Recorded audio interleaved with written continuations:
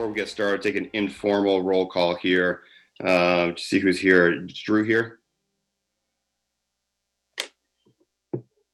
No Drew at the moment. Howard Lee?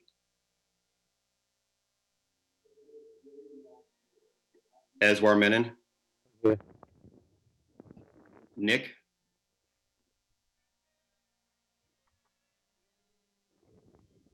Dick Santos? Vince?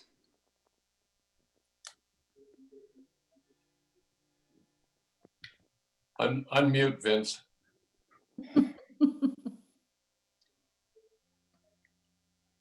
Vince? Oh, I see Vince. I don't hear him. Present. Okay. Franco? Yep. All right, Franco's here. All right, that is it. I see Howard's joined. Howard, is that you? Drew's here, Andrew. I just got on. Okay. Hey, Drew. I see Howard, but I don't hear him.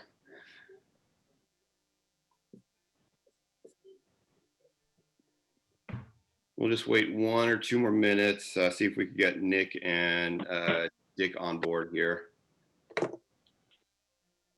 Yeah, I understand we didn't prepare an actual packet for Dick, so he worked with our IT manager on getting used to the Zoom and accessing the agenda through Granica. So Okay. I'm only saying that just in case he may be having some trouble or it's just merely just later this morning. That's all. Okay. I did see him pop in really quick and then it dropped off. So Linda just texted me to say that Dick is actually calling in this morning. Okay. Okay.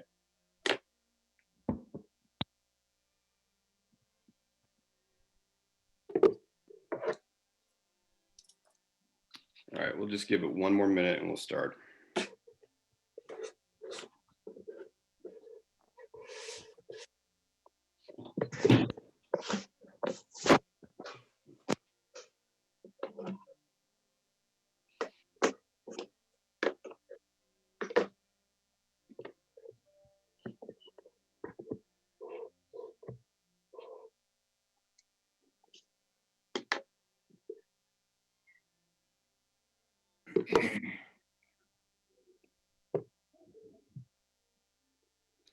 All right, let's go ahead and bring this meeting to order.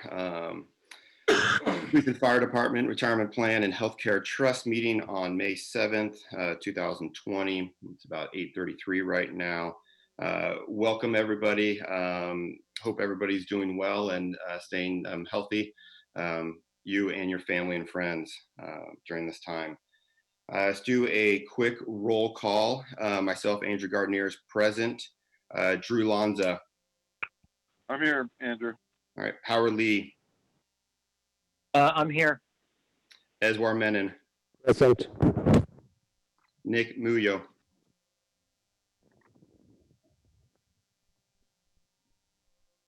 All right. No Nick at the moment.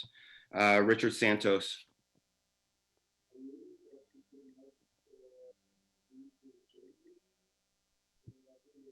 All right. Nothing for Richard Santos at the moment. Vince Sinceri. Present. Franco Votto.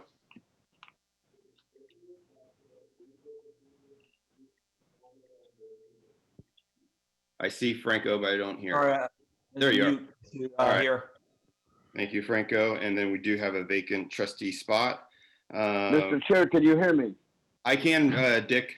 Good morning. Yeah, I've been on quite a while. We have some difficulties, but I'm here. Thank you. Welcome, everybody. Good morning. All right. Thank you. City Councilwoman Pam Foley. She usually does come. Good morning. We got Harvey Liederman on the line, and also our CEO Roberto Peria, and Morning. And CIO Prabhu Palani, and then we got a lot of staff members present also supporting this call. Going to orders of the day, we've gone through this before, but just a reminder, some of the ground rules. All votes will be by roll call. I'll go right down the list. If you're not speaking, please have your phone call or the computer on mute, just so it's a little bit easier to hear everybody. When it comes to time for discussion and debate, go ahead and jot down your questions throughout the presentation. And once the presenter is done presenting, we will just go down roll call and make sure that everybody has the opportunity to ask questions or make comments. As long as we follow these simple rules as we've done in the past, I think this meeting will run fairly smoothly. In regards to the only item that we need to wave sunshine on is item 4A, oral update from the CEO of Retirement Services, Roberto Peria. And the attachment, there was some last minute adjustments the other day. And so we just need to wave sunshine on that item. Can I get a motion? So moved. Who was that? Santos. Motion by Santos. I have a second. Second, Votto. Second by Votto. Anybody from the public have any comments? If not, let's do a roll call vote. Drew Lanza. Aye. Howard Lee. Yes. Eswar Menon. Aye. Is Nick on? Nick's still absent. Dick Santos. Yes. Vince Cesari. Aye. Franco Votto. Aye. And myself, Andrew Gardner. Aye. All right, so sunshine is waved and that one carries. Moving on to the consent calendar. Is there any items that any trustees would like to pull for discussion? Motion approved by Santos. All right, got a motion to move approved by Santos. Second. I'll go ahead and Gardner will go ahead and second that. Any discussion from the public? All right, roll call vote. Drew Lanza. Aye. Howard Lee. Yes. Eswar Menon. Aye. Nick Muyo. Richard Santos. Yes. Vincent Zeri. Aye. Franco Votto. Aye. And myself, aye. All right, so consent calendar carries. Which brings us to investments, 2A. Before I turn this over to Prabhu, we're just going to switch things up really quickly. Instead of going to 2A, we're going to go to actually 2B, discussion action on updates to investment policy statement by Makita. If Prabhu wants to make a few comments prior, he's welcome to. Otherwise, we would turn it over to Laura from Makita. I believe I saw her on. Thank you, Mr. Chairman. Just a couple of things. What an extraordinary market environment we are in. The market was down. And when I say the market, just using a rough proxy of the S&P, obviously there are many different markets. S&P was down close to 14% in March and up close to 13% in April. So at least, if not the economy, the market's certainly shown a V-shaped recovery. And as of today, the NASDAQ is actually positive for the year, if you can believe that. And the S&P up 30%. He live. He live. So I saw that too. I couldn't believe it. I had to double check. Yeah, so we can celebrate if these gains hold steady for the rest of the year. And I'm truly thankful that the boards moved swiftly and expeditiously on March 24th. As you know, we increased our equity allocation. We don't have, unfortunately, good numbers to share with the boards yet because of all the moves, extraordinary asset allocation moves. We are still making sure that our reconciliations are good before sharing this with everyone. I have some estimates. It looks like Peer median for the first quarter was down 12, and we were down close to 11, 10.6. So obviously our defensive stance there, helped.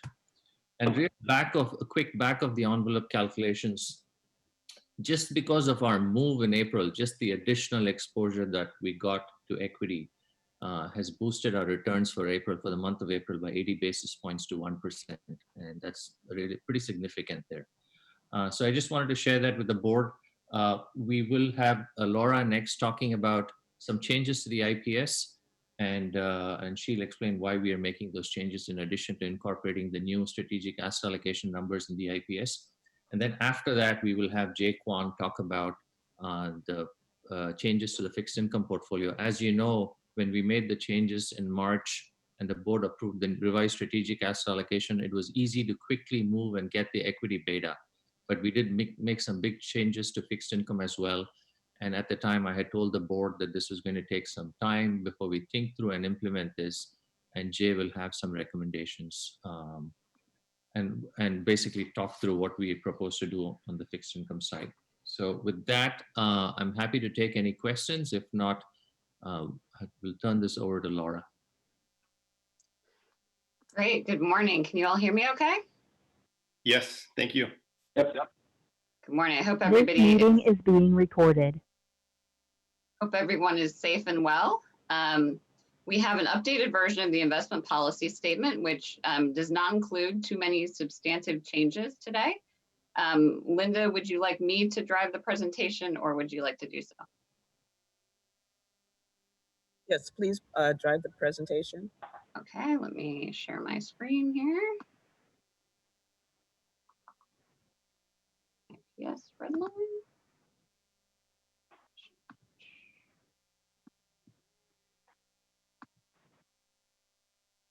Are you able to see it? Yes, we can. Yes. Okay, great.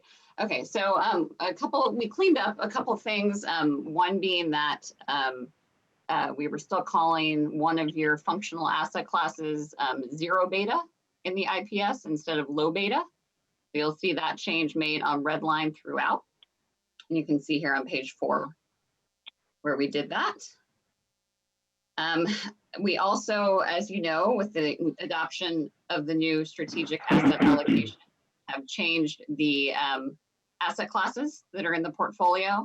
We no longer have one called cash or short-term investment grade bonds. We've rolled all bonds into investment grade bonds. We've also added long-term government bonds, as you know, and eliminated commodities. So you can see those changes outlined on page 6. We also updated the rebalancing language on page 11. You can see in blue here, just to sort of to better lay out how rebalancing changes will take place. Something that came up when we presented this to Federated was, what do other plans typically include in their investment policy statement when they're including language on rebalancing? And I would say that most investment policy statements, even for large sophisticated plans like yours, are lacking in terms of specific language on rebalancing. So I would say that this is what I would consider quite thorough now. And we note that when a change to the strategic asset allocation policy is made by the board, the CIO and investment team will rebalance to the new targets as quickly as possible, unless the board directs otherwise to do it in tranches. And that the CIO shall use his discretion in rebalancing to the new policy in the event that instant liquidation of an asset class may work against the interests of the plan. As you know, any changes that you adopt that affect illiquid asset classes often take some time to implement. And so therefore, this language just better clarifies the CIO's responsibilities in that case. The only other changes are going to be in the appendix, where we include the strategic asset allocation policy and the benchmarks. So as you know, with the adoption of the new policy, you have new policy targets in terms of asset allocation. We've also, as you can see here, added the high yield bond asset class, which required adding a benchmark as well. And then, as I mentioned, eliminating commodities and adding a a new investment grade bonds asset class, which can take into account both the short-term exposure you already have as well as more market duration investment grade bonds. You can see some footnotes here on the benchmarks, but no changes to strategy, just changes to updating the policies and the benchmarks given what was adopted recently. So that summarizes the investment policy statement changes, and I'm happy to take any questions. Before we get to questions, Prabhu, did you want to add anything to this or go straight to questions? We can go to questions, Mr. Chairman. I think these are fairly straightforward changes. I'm happy to take any questions with Laura. All right. Drew Lanza, you have any questions, comments? No, I don't. Thank you, Andrew. Howard Lee? No. Eswar? No.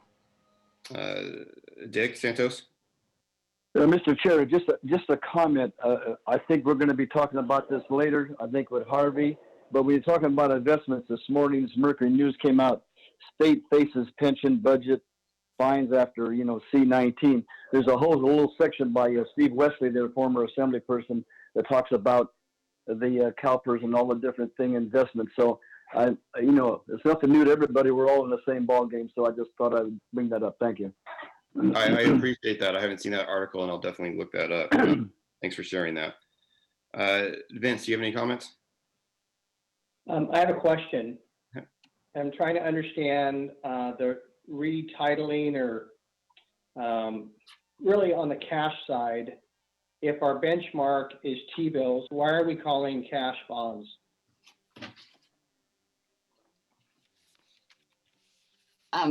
For immunized cash flows? Correct. So if you recall that, sorry, go ahead. It just seems a little misleading to call cash bonds when we're keeping it in T-bills. Yeah, that was, you can see we didn't redline that. It's a legacy of the prior strategic asset allocation policy. I think it would be reasonable to say cash parentheses immunized cash flows there.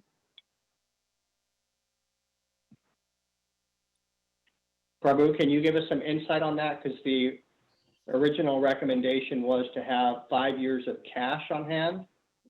And I know that your recommendation was to keep that in T-bills. So I guess I'm trying to understand how you're reclassifying that. Sure. So as Laura said, this is just the legacy definitions we've used there, Vince. So the idea is really to keep 5 years worth of liquidity in the portfolio. And they're actually, it's been outsourced and we don't manage that internally. So we actually have a duration matched, even for those 5 years of outflows, we have a duration matched portfolio for that. And so I'm actually going to have, if Jay is on, he was going to actually talk about the fixed income restructuring in a few minutes. But if I'm going to just have him jump in now and just talk a little bit about the immunized cash flow bucket. And I think that'll give us some better sense of what we're doing. Jay, are you on? Yeah, sure. Good morning. Can you hear me? Yes. Okay. So you're correct, Prabhu. The immunized net cash flow, it has cash in the name of the allocation, but the holdings are not necessarily cash. So the goal of the allocation was to provide 5 years worth of liquidity for the net cash outflows of the plan. So that's basically benefit payments net of expected contributions from sponsor as well as employees. So if you can kind of picture out, the next 5 years worth of kind of negative cash flows scheduled monthly, there's a stream of negatives out there. And so what we're holding in this allocation is exactly what Prabhu said. It's a laddered bond portfolio with the maturities and coupons. So the cash flows generated by the bond portfolio matched to the stream of negatives that have been projected by the actuary. So we have on one side the 5 years worth of negative outflows. And in the asset portfolio, we have 5 years worth of kind of expected cash flows to be generated. So there's cash all over the place in terms of kind of titling and objectives, but the actual portfolio is not cash. And so for purposes of performance, you might remember that we're using the actual return of the portfolio because it doesn't really bear a whole lot of resemblance to a market index of one kind or another. It might be closest to something like a 1 to 3 year GovCred.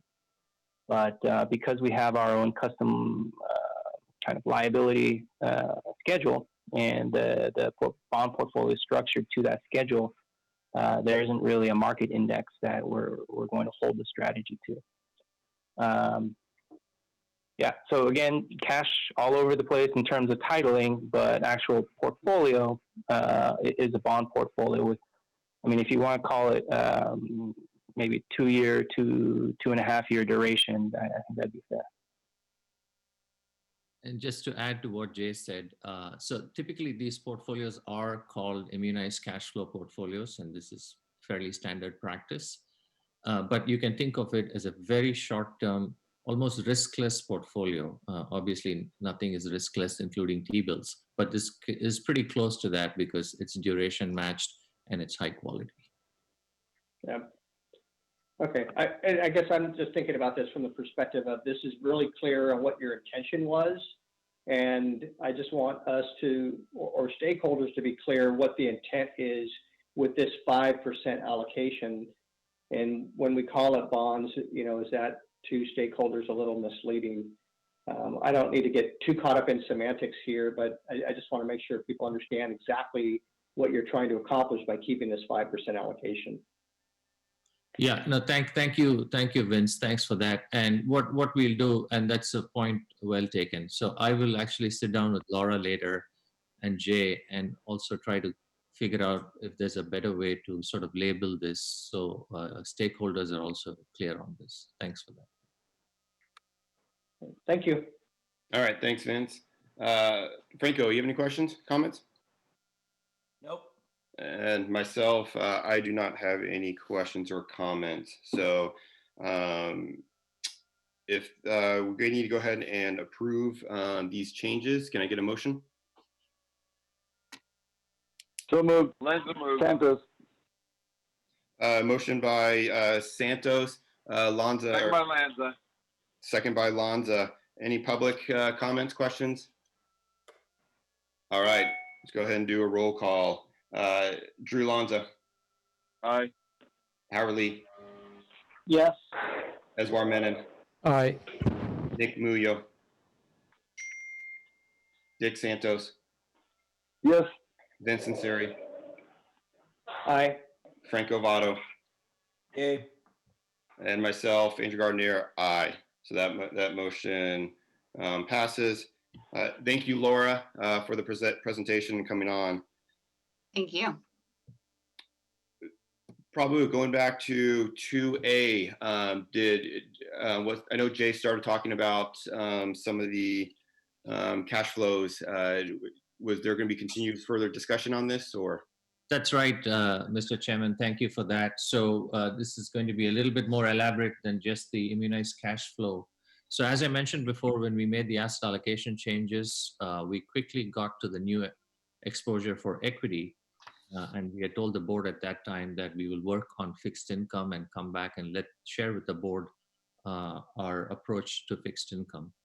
And so Jay is actually going to talk through that, and then we'll be happy to take questions. With that, I'm going to turn this over to Jay. Hi there.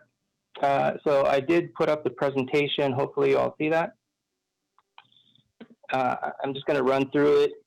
A few of the slides. There aren't that many, and at the end, I'll open it up to questions. So we can start on slide 2.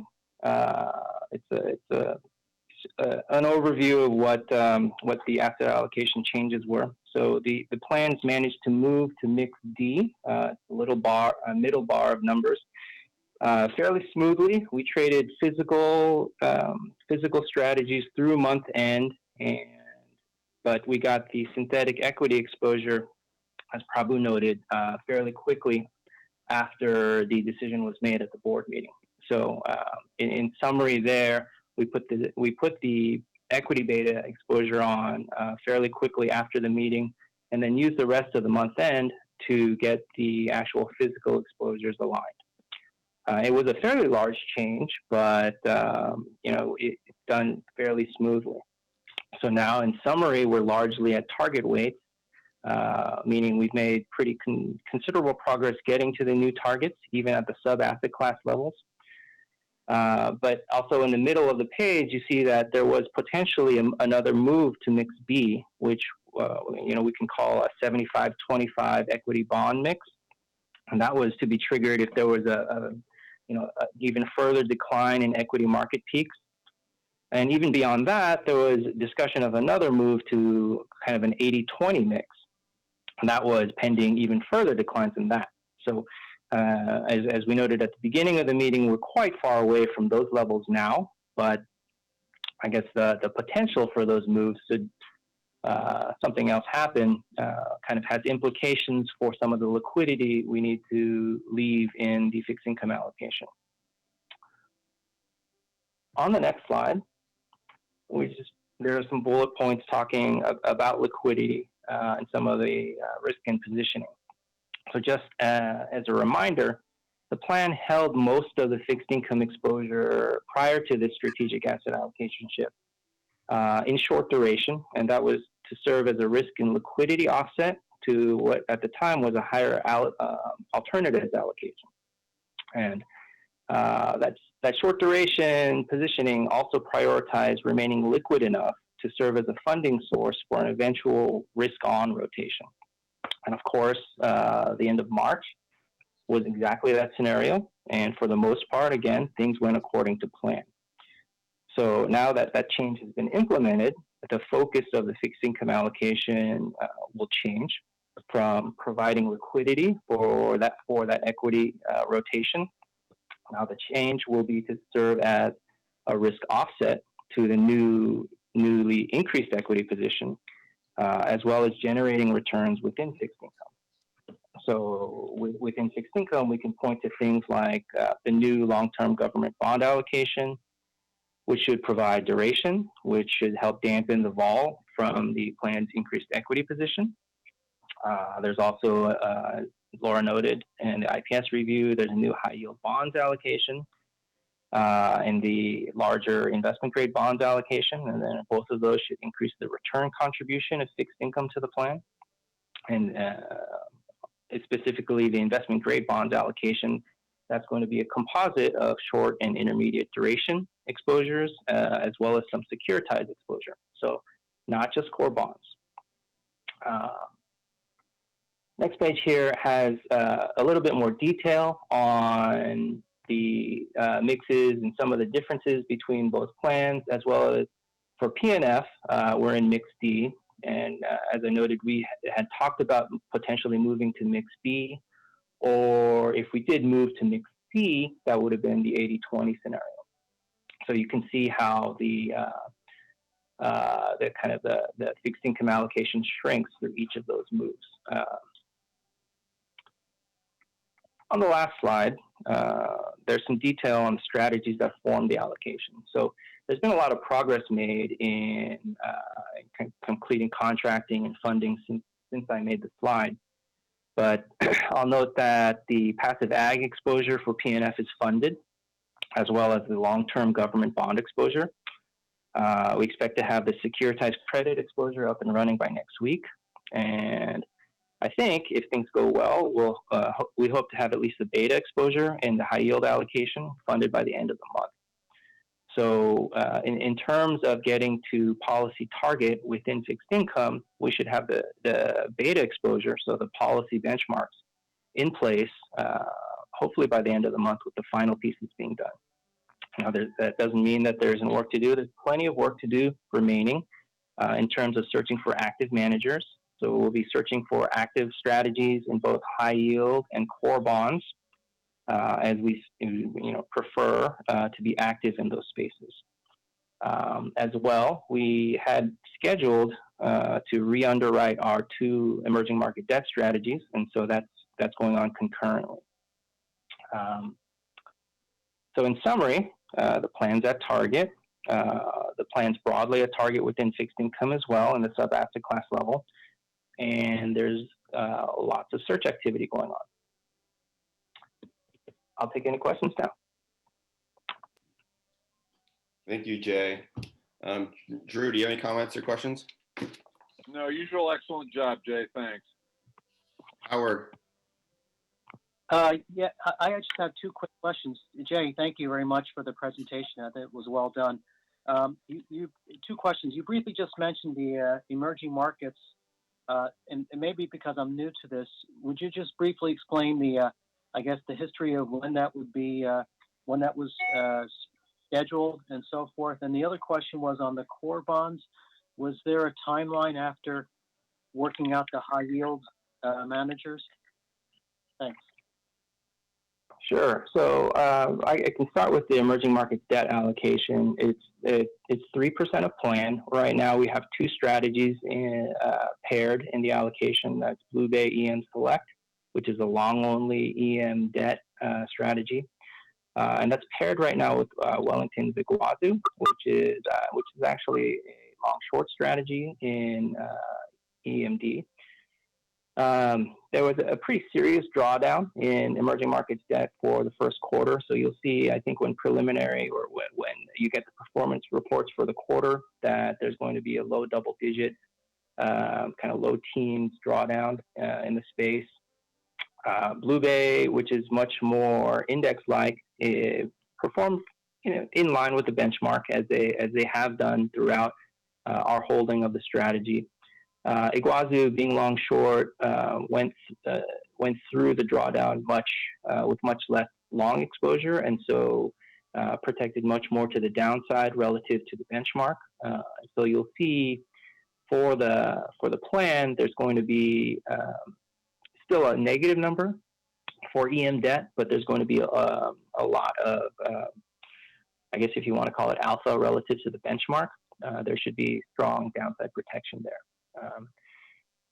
In terms of history of the allocation, I'm not sure exactly when that was set aside as a standalone. I think in the past we used to have it paired as EMD/high yield because high yield can overlap with some of the high yielding or non-investment grade kind of exposures in EMD, and so you'll have a lot of strategies that kind of play in both.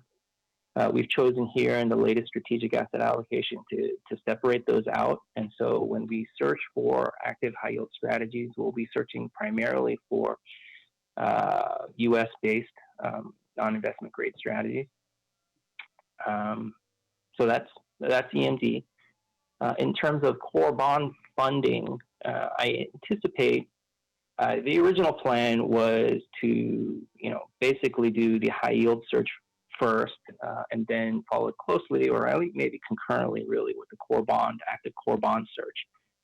But because I think we're going to be able to get the high yield beta exposure in place in fairly short order, that I think will make it a little easier to do a little bit more thorough of a search within a high yield.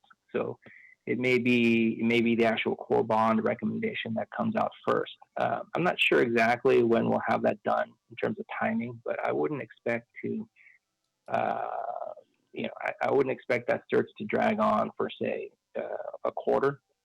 So we're hoping, or at least I'm hoping, to get both of those done in fairly short order. But there's contracting, there's account setup, and all of that kind of stuff that tends to make things take a little longer than I always might hope. And sometimes it's just a matter of getting the logistics worked out on my end. So yeah, sorry, no firm date for that, but in terms of priority, it's right up there with high yield. All right, great. Well, thank you, Jay. Thanks, Howard. Eswar, do you have any questions, comments? Yes, thank you, Andrew. Jay, thank you for the presentation. Good job. A few questions. So as you go, we have a big reallocation from short-term investment grade to investment grade. What kind of yield enhancement are we getting from this? So we'll check on what the yield enhancement will be. It's moving clearly, but because we're moving from short-term investment grade to a new allocation that includes ag as well as securitized, I expect a pretty significant yield pickup. Okay, you don't have a ballpark number. No, I don't. Not yet. Okay, and then in terms of long-term bonds, I guess we have a 3% allocation. Would you know kind of where we are respective to peers in terms of our long bond allocation?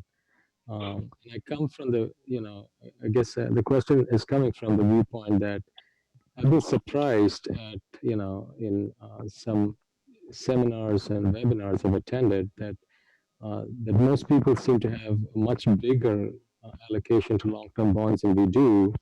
And they're thinking, and I'm not justifying it, their thinking seems to be that it's an excellent cushion against a downturn in the equity markets. Yeah, so I don't have specific numbers on our long-term bond holding relative to peers. You can see some of that, I think, in the quarterly reporting that Nikita will pull out, where you see allocations relative to peers, but I think that might be generalized also in terms of fixed income broadly. But you're right, a lot of peer plans do hold more duration, and whether it's in a kind of a long treasury specific allocation, or it could be buried in something like a risk parity type holding, or there are other plans in California that prescribe to crisis risk offset, where you're holding a specific, not quite tail risk allocation, but an allocation specifically constructed to dampen risks from their growth portfolio. So we haven't chosen that approach exactly for us. For a while, we had a short duration, so a relatively large short duration exposure, as we covered earlier. Well, and that short duration exposure was the risk and liquidity offset to our growth portfolio. And here, as that short duration exposure changes to IG bonds, a lot of that risk offset work will be done by the long treasury position. If I can just add something to what Jay said. Trustee Menon is right. In fact, in hindsight, our peers do have higher allocation to long government bonds. And if Laura is still on, she may have some numbers. But they've actually acted as a really good buffer in the downturn.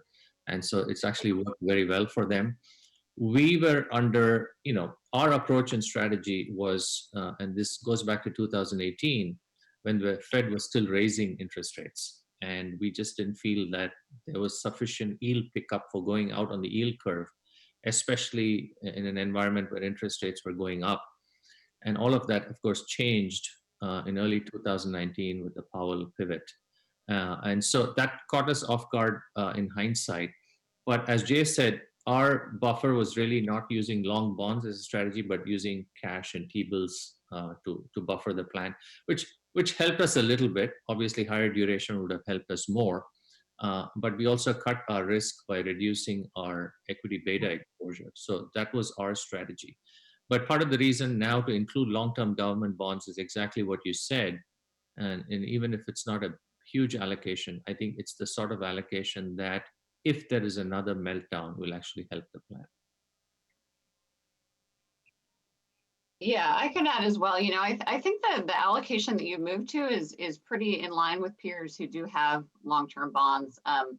I do work, Jay's answer was perfect. I do work with other funds that have more of a crisis risk offset or risk mitigating strategies type of dedicated allocation. And even for, one of my clients that has 10% in risk mitigating strategies, only 2.5% of that is long-term bonds. The rest of it is in things like global macro and CTA type trend following hedge funds, that sort of thing. So I do think what you've moved to now is a decent allocation relative to peers.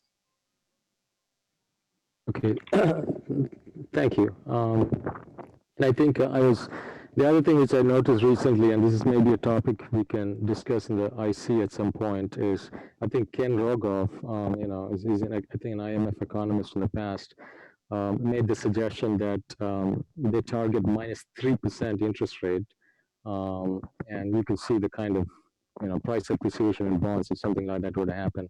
Of course, Joe Powell has firmly said that he doesn't expect negative interest rates, but we don't know what happens. Thank you. So last question, Jay, is on the EM debt side. So the long-short strategy, which has done well in this downturn relatively, do they do a good job in terms of participating in the upside, when that comes? And a lot of EM debt has been destroyed, in this downturn. So do you think they'll participate in the upside? So they did. In 2019, they were in line with, remember our EM debt benchmark is 50-50 hard and local, so 50% US dollar, 50% EM local currency. The benchmark for Iguazu is nominally really the hard currency benchmark, and they have a kind of a 0.4-ish type beta to that. But in 2019, which was a pretty strong year for EM hard currency and EM DIA overall, they were in line with the benchmark.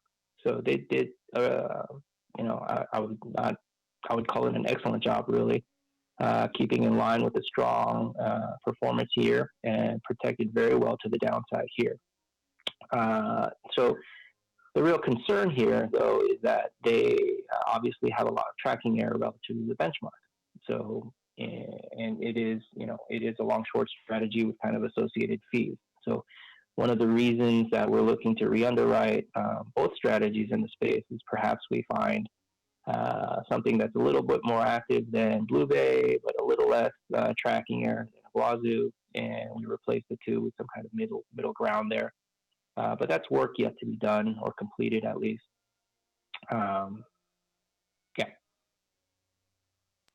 Okay, thank you, Jay. And that's all I had, Andrew. All right, thank you, Eswar. Trustee Santos, do you have any questions, comments?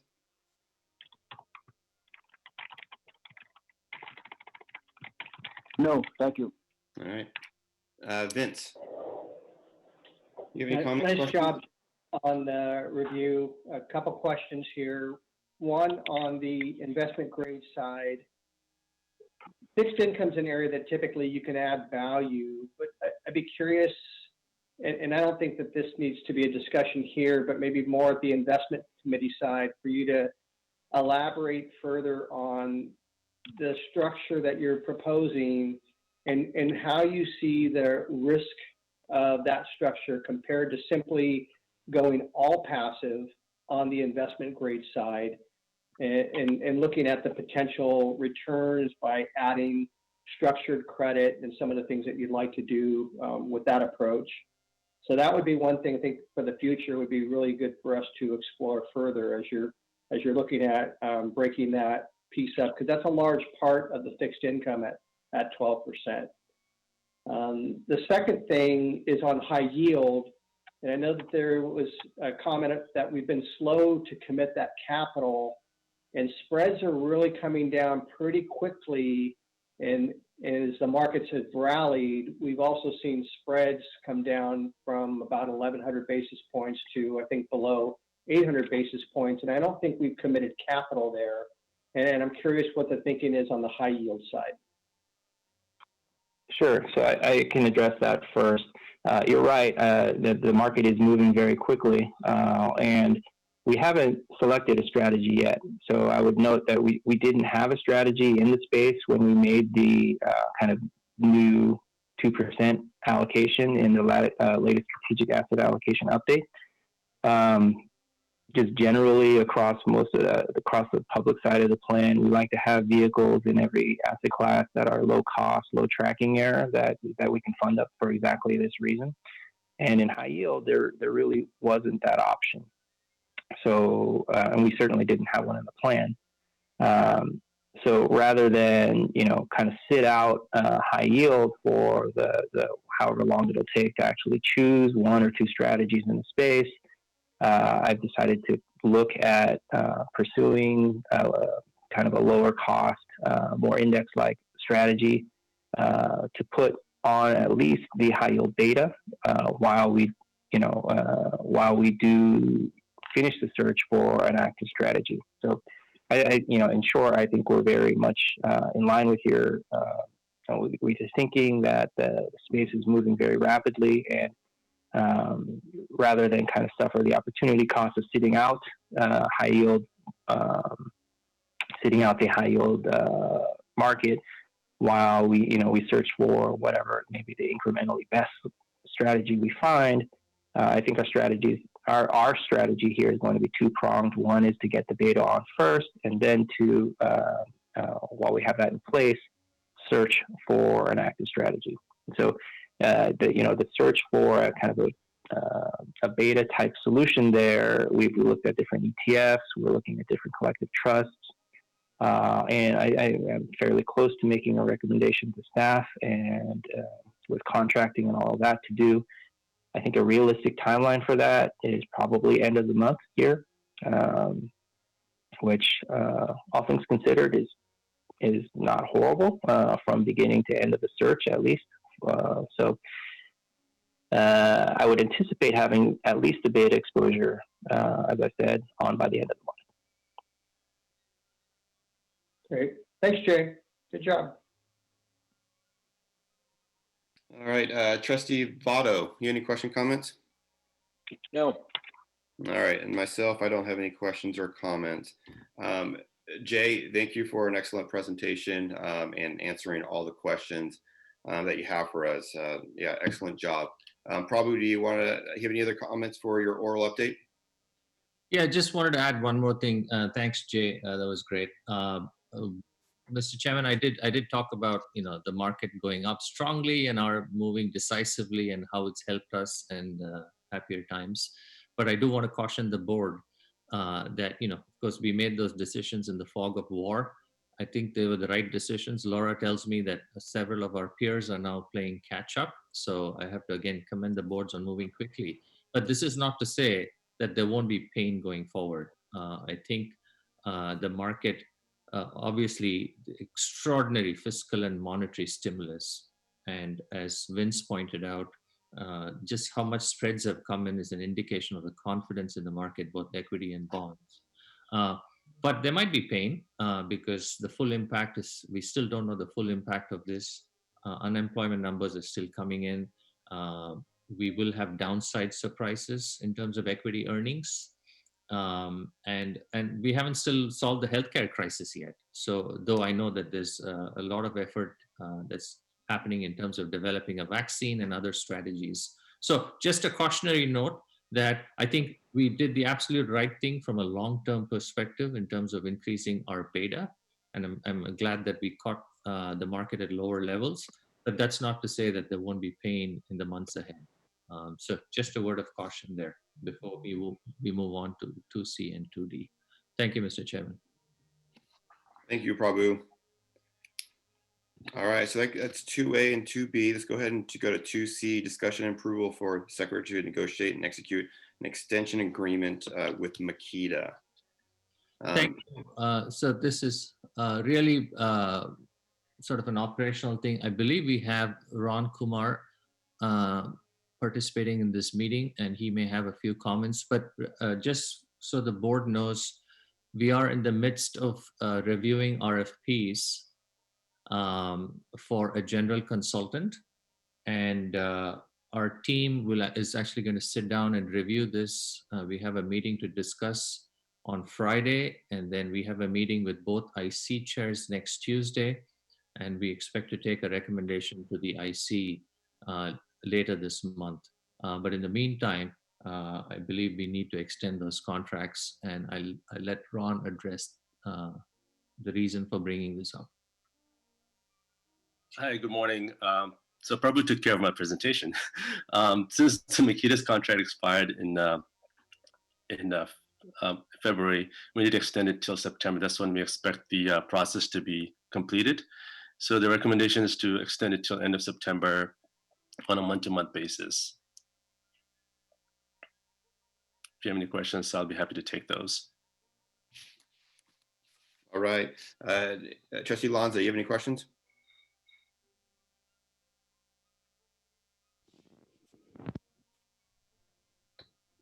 Trustee Lee, you have any questions or comments?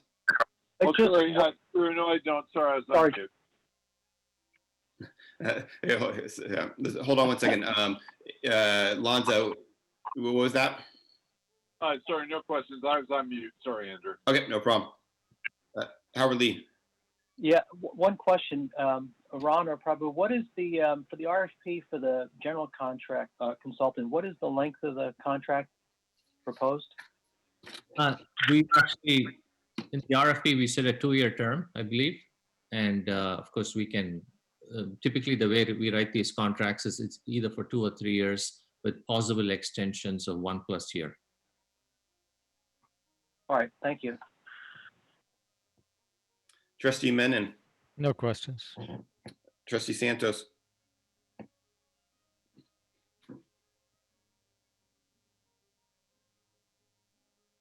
Trustee Sanseri. No comment. Trustee Votto. Nope. And myself, no comment or no questions. So we need a motion. Can I entertain a motion for approval? Okay, I'll move a motion. Okay, motion by Eswar Menon. Second, Votto. Second by Votto. Any public discussion? If not, go down roll call. Trustee Lanza. Aye. Trustee Lee. Yes. Trustee Menon. Aye. Trustee Muyo. Trustee Santos.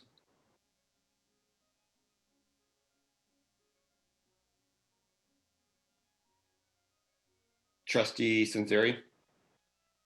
Aye. Trustee Votto. Aye. And myself, aye. So that passes 6. Yeah, Mr. Chair, I had a difficulty. I'm back on. I voted yes. Okay, thank you. Thank you, Dick. So that's 7 on the record for yes. Thank you. Let's go ahead and move to 2D, discussion and action approval for contract for Veris. Okay, so this is similar to Makita. Veris's contract expired January 31st, and due to the RFP process, we recommended to extend it through September 30th. All right. Any question, Lanza? I know I'm good, thanks. Trustee Lee? No, thank you. Menon? No questions. Trustee Santos? No. Trustee Sanseri? None. Trustee Votto? Nope. And myself, I don't have any questions, so I'll entertain a motion. Motion to approve. Santos. That's it. That's Santos for the motion. I get a second. I'll second, sure. Eswar for the second. Any public comments? If not, roll call vote. Trustee Lanza. Aye. Trustee Lee. Yes. Trustee Menon. Aye. Trustee Santos. Yes. Trustee Sanseri. Aye. Trustee Votto. Yes. And myself, Trustee Gardner, aye. So that carries 7-0. Thank you, Ron. Thank you. Thank you. All right, there is no old business this month, so we'll go ahead and go to 4A, new business, oral update from CEO of Retirement Services, Roberto Peria.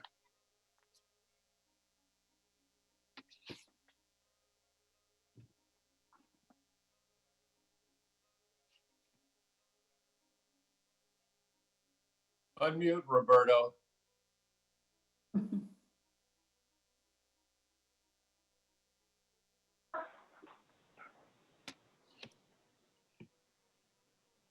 Roberto, you're on mute. Mute Roberto. Yes, that explains why I heard some comments trying to get my attention. Thank you, Mr. Chair. Good morning, everyone. So if you bear with me, just going to be a few minutes on my usually short audit report. I'd like to start with a very short presentation, just 2 slides regarding the proposed administrative budget for the upcoming fiscal year 2020-21. You may recall that when we first presented the budget to your board, I have mentioned that obviously with the COVID-19 pandemic, the city was going through a process where they certainly knew they were going to be lacking some earnings for the new year, and that there was a possibility that I was going to have to come back before you with an adjusted proposal based on the discussions by the city and any kind of request that the city will put forward. As it turns out, the city at this moment is estimating the shortfall of earnings for fiscal year 2021 around $72 million. And the bottom line was they actually directed to the city departments as well as the appointee offices, which usually include city attorney, city clerk, city auditor, and our office, to reissue proposals decreasing the budget anywhere from 15 to 18%. Because our office is the only department which doesn't really impact the city general fund directly. The city did issue some requests to all departments and appointee offices, but did not issue a direct request to our office. So all the other departments across the city have to revise their proposals. They actually lost anywhere from 1 to a few positions for the upcoming year, as well as decreases between 15 and 18%.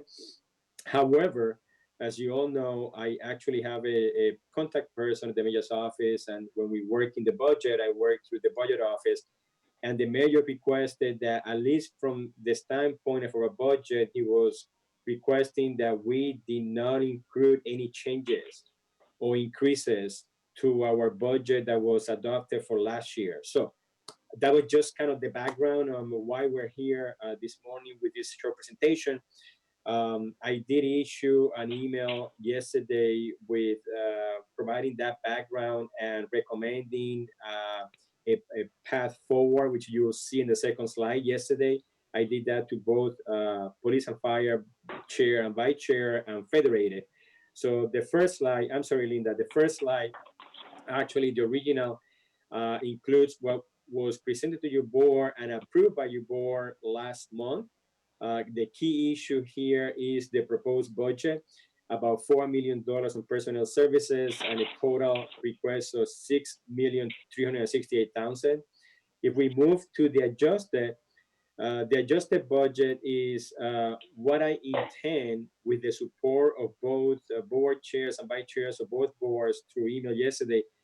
Linda, if we can move to the adjusted budget. This is the budget that I intend to present to the City Council. The City Council has scheduled budget meetings for next week, the 14th and 15th of May.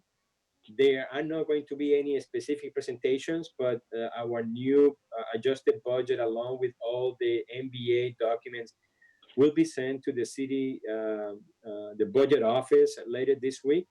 And this is the budget that I'm going to be proposing. As you can see, there's a difference of about 5% between the total amount that you initially approved versus what we are proposing now, from $6,368,000 to $6,044,000. The main difference here is on the personnel services. The original request included $4,071,000. And that included an additional position for a new senior investment officer, even though we were actually deleting a limited day position from IT. And we were also requesting an add and delete from the benefits section from staff technician to benefit analyst. Those two personal requests have been put in the back burner potentially for the following fiscal year. And so when we make those changes, there is a difference on the personal request of about $281 million, so about a 7% decrease. That's really the main difference. We did have some small decreases on medical services and non-personal equipment.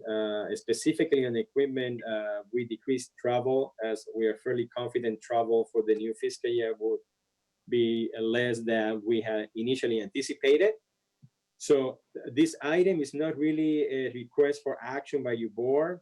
I'm happy to take any questions. I think the goal here is this will go to the city budget office and it will eventually make it to the city council.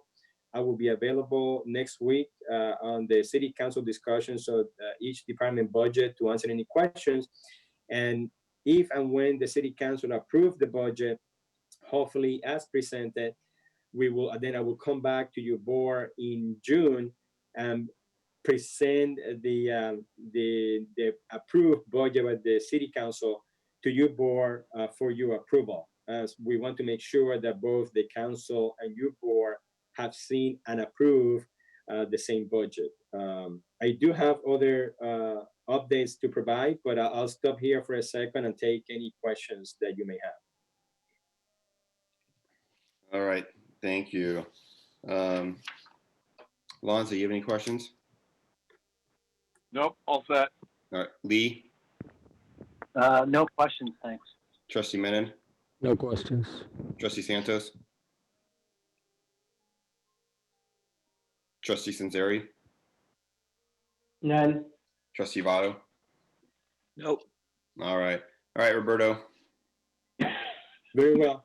Thank you, Mr. Chair. So just with that, a few other comments. I wanted to keep you apprised. Our office continue close, obviously, to members coming in because of the shelter in place. But as you know, we do have a handful or less than that of staff that come by the office every once in a while to pick up the mail and make sure that we can continue processing requests that come through the mail to our office. But for the most part, the rest of the staff and even those that attend the office from time to time, we are connected and working from home. So is to that extent, it's mostly business as usual. The retiree payroll continue going forward, and is the both March and April payrolls were completed and paid on time. And we continue taking retirement applications. In fact, every so often we do have two types of meetings that we provide to the membership for retirement purposes. One of them is a retirement planning workshop, which is just a little background that we provide and encourage members that are within 1 to 2 years of retirement to attend.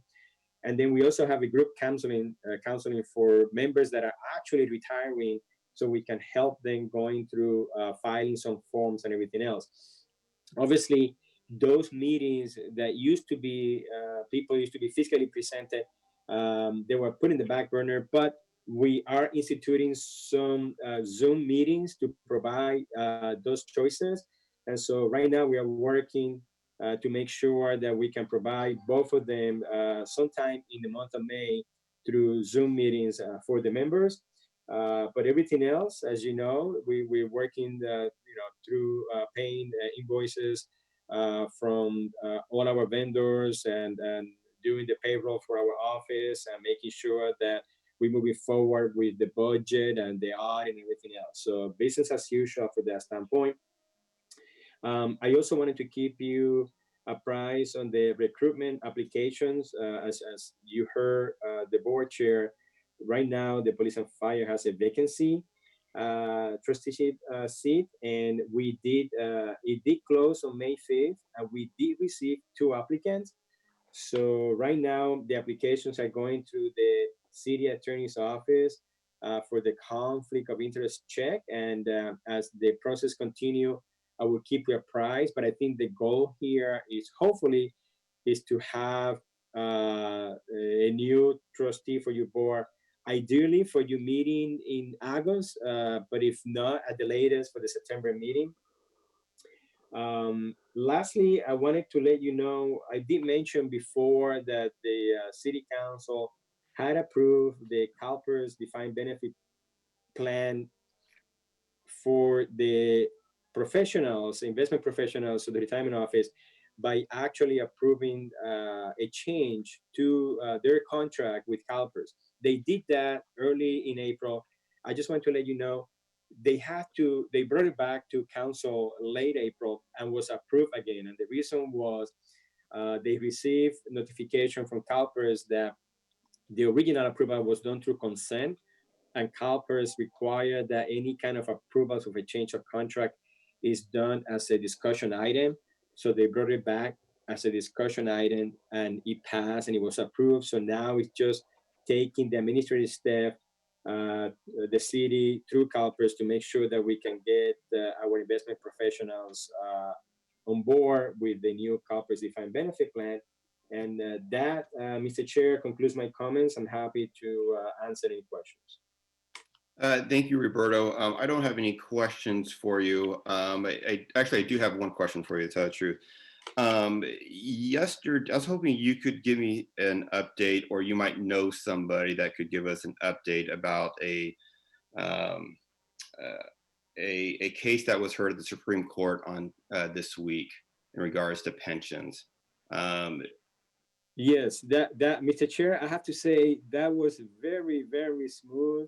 I appreciate that. I apologize. I completely forgot about that particular item. Yes, I do know someone who happens to be attending the meeting, and that is your fiduciary counsel, Harvey Liederman.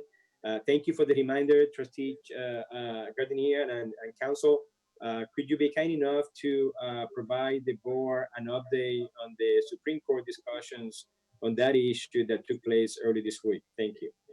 Yes, thank you. And that was a very clever reading of the cue cards by the chairman. Thank you, Mr. Yes. Chairman. The end of last week, we circulated some call-in information. As you know, like every other court in the state right now, the California Supreme Court is using the Blue Jeans network to video their proceedings, and it makes for a very different kind of oral argument than most counsel are used to. But we sent around, I don't know if anybody called in, if any of the trustees or staff watched that argument, but I'd be curious to know what your reactions were to it.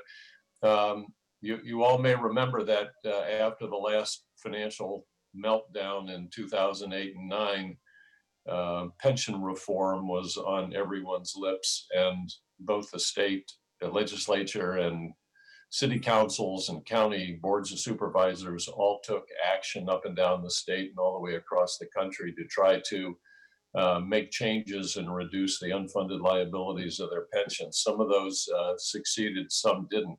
It's taken literally 10 years for the legality of those changes, those pension reforms, to get to percolate up to the California Supreme Court. So that's what this argument was about. It came out of the PEPRA legislation that was passed that changed not only benefits, defined benefits for new employees across the state, but also redefining what was to be included in pensionable compensation for legacy employees, people who are already working for cities and counties and states and fire departments and water districts and everybody else across the state. Of course, San Jose is a charter city, so the new state law didn't affect that. San Jose and other charter cities passed their own. You may remember the infamous, now infamous Measure B, which was also challenged. This case was entirely about what latitude do the state legislature have, and did county council, city councils have, and supervisors have in changing the definition of the defined benefits for people who are already in the system and already working and already expecting a certain calculation of their benefits, and testing what's come to be known as the California rule, which essentially says that if you're going to impair, if you're going to harm or change negatively a pension benefit, that you must give something of equivalent value in return. That's what got teed up to the Supreme Court. It's a very unusual proceeding. There were only 2 justices in the courtroom on Tuesday. The rest were appearing by a Zoom-like video call, as were counsel arguing it. I think I've mentioned to you that we represent 2 of the 3 pension boards that were challenged for following the new law back in 2013. Contra Costa and Alameda counties, there was another county involved as well. We all agreed that the real battle here was between the labor unions, employees that they represent, and the state. And so we ceded all of our argument time to the attorney for the governor's office to tee up the issue directly between on the validity of that new law that the unions were challenging as violating their contractual vested rights to have their benefits calculated the way they had been calculated up before PEPRA passed. The argument was all over the map.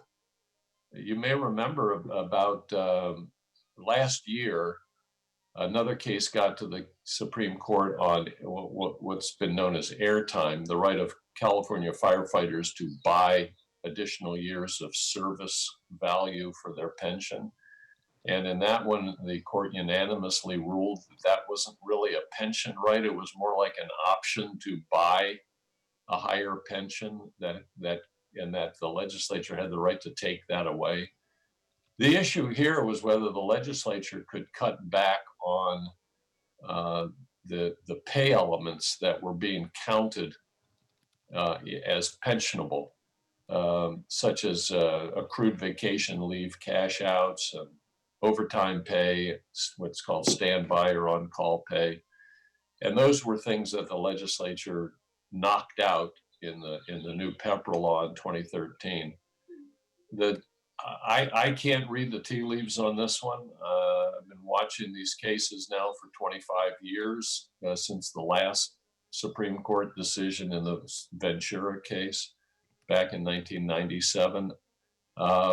This is a pretty new court. Mostly now 4 of the 7 members were appointed by Jerry Brown very recently. And it's just very difficult to read. I sensed a majority, and this is purely just a personal sense that I had, was that there was a majority that would say the legislature could make changes to pensions. But how that's going to come out, we have no idea. I can only say, and this is really for staff, we make corrections all the time if there are errors made or information changes in people's benefits. But this could cause a wide-scale change in the counties that were subject to the case, because whichever way the court rules, they're going to have either the boards were paying too much to members, and the court could rule that way, or they were paying too little since PEPRA, and all of that is going to have to be revisited and recalculated for people, at least for people who retired since July of 2014. So these systems can look to an administrative headache, whichever way they go about it. Court has 90 days by its own rules to decide. They also have the power to extend the 90 days if they want. I think it didn't take them that long to render the CAL FIRE decision. I don't think it'll take more than 30 to 45 days for them to come up with a ruling. They don't hold oral argument in these cases unless they've already assembled a majority one way or the other. So my guess is they've already got a draft of the opinion on this case written mostly, and oral argument was just there to fill in a few blanks and clarify a few issues for them. Happy to take any questions. This has been of great interest to labor in every jurisdiction, even though the case will only affect employees in those 3 counties. But it will impact the going forward what city councils and the state legislature can do to make changes to people's benefits in the middle of their career. And so it's a big deal. And the irony is that it's taken this long since the last recession. We find ourselves in another recession. And it's timely for the court to finally address it, but you can just see how frustrating it is for most people that it takes 10 years to get these things resolved. Thank you, Mr. Chairman. Happy to take any questions if anybody has on or off screen. Thanks, Harvey, for that update. So we'll go ahead and open it up for questions, and this could be for Roberto, anything that he presented in his oral update, or directed to Harvey in regards to the case. Trustee Lonza, do you have any questions, comments? No, very informative. Thanks, Harvey. Trustee Lee. No questions or comments. Thank you. Trustee Menon. No questions. Thank you. Trustee Santos. Yeah, just a couple of comments.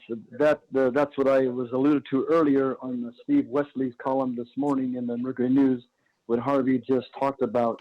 That was a big issue, pensions and budgets and so on. And then I had the privilege to have Harvey address that to the water district officials and unions about 6 months ago. And we're talking then, this was coming. Yes, I'm very concerned because, being a retiree, at the same time representing 840 employees in the water district. So we have a great concern. Thanks, Harvey, for the information. And just like everybody else, we have to wait. Thank you. Thank you, Santos. Trustee Sanzeri. No questions. Trustee Votto. Just a comment. Just for those that obviously aren't in our system and don't know how it is, some of those things are kind of referred to as pension spiking. We don't have any of that stuff in San Jose. Our vacation time and overtime and a lot of these other specialty things aren't pensionable in San Jose. Our system has always been very, very conservative for a lot of that stuff. So thank you, Harvey. That's a lot of good information, but it'll be interesting to see how this all plays out. Thanks, Trustee Votto. And also, Harvey, thank you for the update. We'll definitely all be waiting in anticipation for the ruling. And hopefully once the ruling comes out, you could also provide another update on your interpretation at that time. If there's no other comments from Roberto or Harvey, we'll go ahead and move on to the next item. All right, let's go ahead and go to 4B, oral update from City Council Liaison. Council Member Foley, are you still on? I am, yes. Can you hear me? Yes. Okay. Well, thank you for allowing me to speak for just a couple of minutes. As you know, the city is greatly impacted by COVID, not just because of the economic impact, but about the work that we are doing is very much COVID related. We are responsible for food distribution throughout the county, and we are distributing approximately 2.5 million meals a week to families in need. No one is going home hungry. This is all over the county, and this is through public and private partnerships, but primarily through school districts is one of the number one, but other organizations like the Health Trust and Second Harvest Food Bank, just to call out a couple. As Roberto already said, there is a budget shortfall of 110 million between the end of this fiscal year and next fiscal year. And how that will be played out, we really don't know. The budget is set to be released. It was supposed to be released tomorrow, but I just got a memo from the city manager that it won't be coming out until this week. And then we have several budget sessions next week to discuss the budget. Among the things that have been implemented already is a hiring freeze.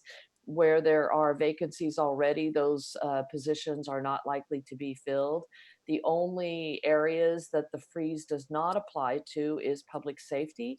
We will continue to work to staff up our police and fire department, although with COVID, our academies are being slowed down, and that is unfortunate because we still have large numbers of retirees coming through the system. And we want, with our Hire Ahead program, we want to be hiring more than are retiring. But currently we're at 1150, I think, but we really need to be more than that. With the retirees, we're really just treading water on our budget, and we certainly, even though we're in a budget crisis, we do not want to go back to where we were 10 years ago. We cannot go back to where we were 10 years ago. Some of the positions that are impacted by the in addition to the hiring freeze, are temporary or part-time employees. They have been furloughed, and those include people like crossing guards that without schools in session, we don't need crossing guards anyway, but they're still considered employees of San Jose. So when we're able to hire them back, they don't have to go through the process again. So really, it's all about the budget, how we're going to make it through this budget. And while we are getting state and federal funding to assist us with COVID, it may not fully cover our expenses or the amount of funds we get. We may not be able to allocate in the way we are required to, or account for, let's put it that way, account for by FEMA. So there's a budget meeting at our city council next week that will detail funds we've already received in connection with the CARES 2.0. 176 million, I think we have received, but we have to document and allocate it in a certain way. And our staff, our budget office is being very creative on how we allocate it to make sure that we can use all of those funds in direct relation to COVID. If we can't, then we have to return the funds, and we don't want to do that. You cannot use those funds to backfill any general funds that were lost, such as sales tax revenue or anything like that. You cannot use that to backfill a deficit of your general funds, whether it's COVID related or not. So our budget office and city manager's office is looking into all the pots of money we received from COVID, and we'll be applying for more, but we have to hope that we can offset all of the expenses. We are working with the county too, because the county is the one who entered into an arrangement with us to be the food distributor. But we actually, when that occurred, we didn't think we'd be losing any funds. So we're hoping the county will step up and reimburse us for the funds that the federal government will not. And then Roberto already reported that CalPERS, we could not approve that through consent, which we did earlier, but just this Tuesday, May 5th, we approved it in open session. And now we're good to go with that. And then I also see we've got the survivor benefit ordinance coming before us that we're having a later discussion in this agenda. So with that, that concludes my report. Thank you, Andrew. And thank you, Councilmember Foley, for the update. Did anybody have any questions for her? If so, just go ahead and speak up. It's true. Yeah, yes. Councilmember Foley, is that 2.5 million number generally out there? I mean, this is a public meeting. I'd love to share that with people. That kind of blew my mind when you said that. Absolutely, it's out there. It's gone from 750 the first couple of weeks to 1.25 million, and 2 weeks ago it was 2.5, and it's getting bigger. It's an incredible number. Good for you guys. So please shout it out there. I heard another voice in there that was going to ask a question. Go ahead. Yeah, this is Votto. You mentioned the hire ahead program for the police department. Is there any talk or decisions being made about suspending that? Franco, I'm not in the loop yet on that. So I know the police chief would like not to have it deferred or suspended. Personally, I'd like to see it not suspended. And that is the one department, well, police and fire, that we are continuing to hire. So I haven't heard, but I hope not. Does that help? Thank you. Thank you.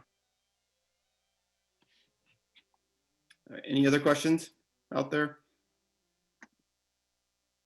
All right, if not, thank you, Councilmember Foley, for the update. All right, let's go ahead and go to 4C, discussion and action on strategic communication plan presented by Marty Boyer, communication consultant. Roberto, you want to do an introduction or? Yes, I will. Mr. Chair, thank you very much. So a couple of things before I have the pleasure of introducing Marty Boyer. You may recall that for a few years now, we have had some haphazardly communication goals in the budget. So one of them was to bring back the newsletters.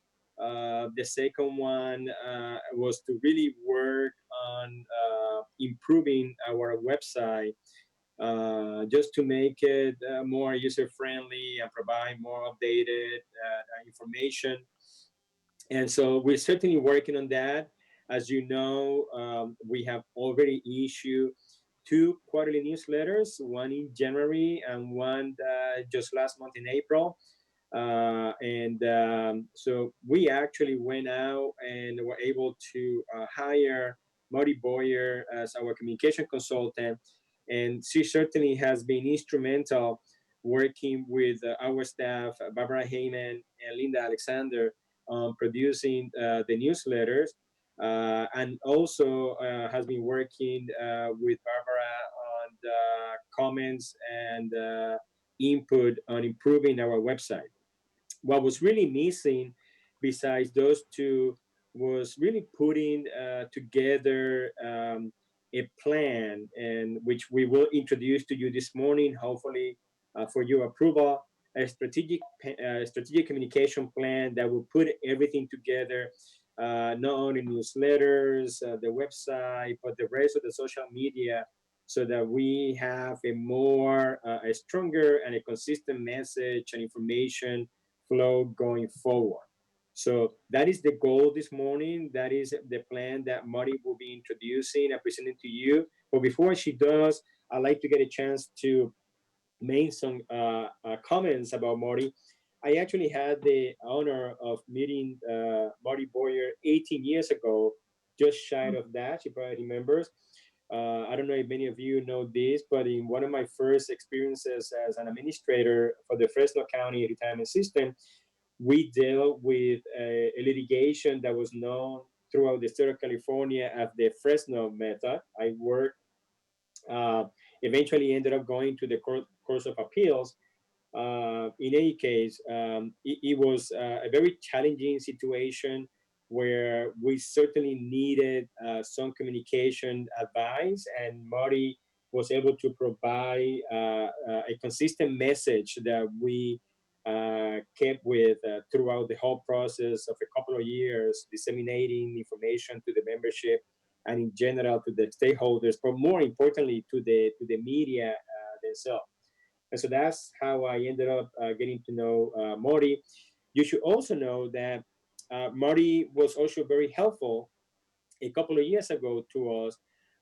You may recall that we encountered some challenges on, let me see if I remember, it was the overpayment situation that was caused by the challenges with the pay items by the city payroll. And so it's known to us as the earnable project.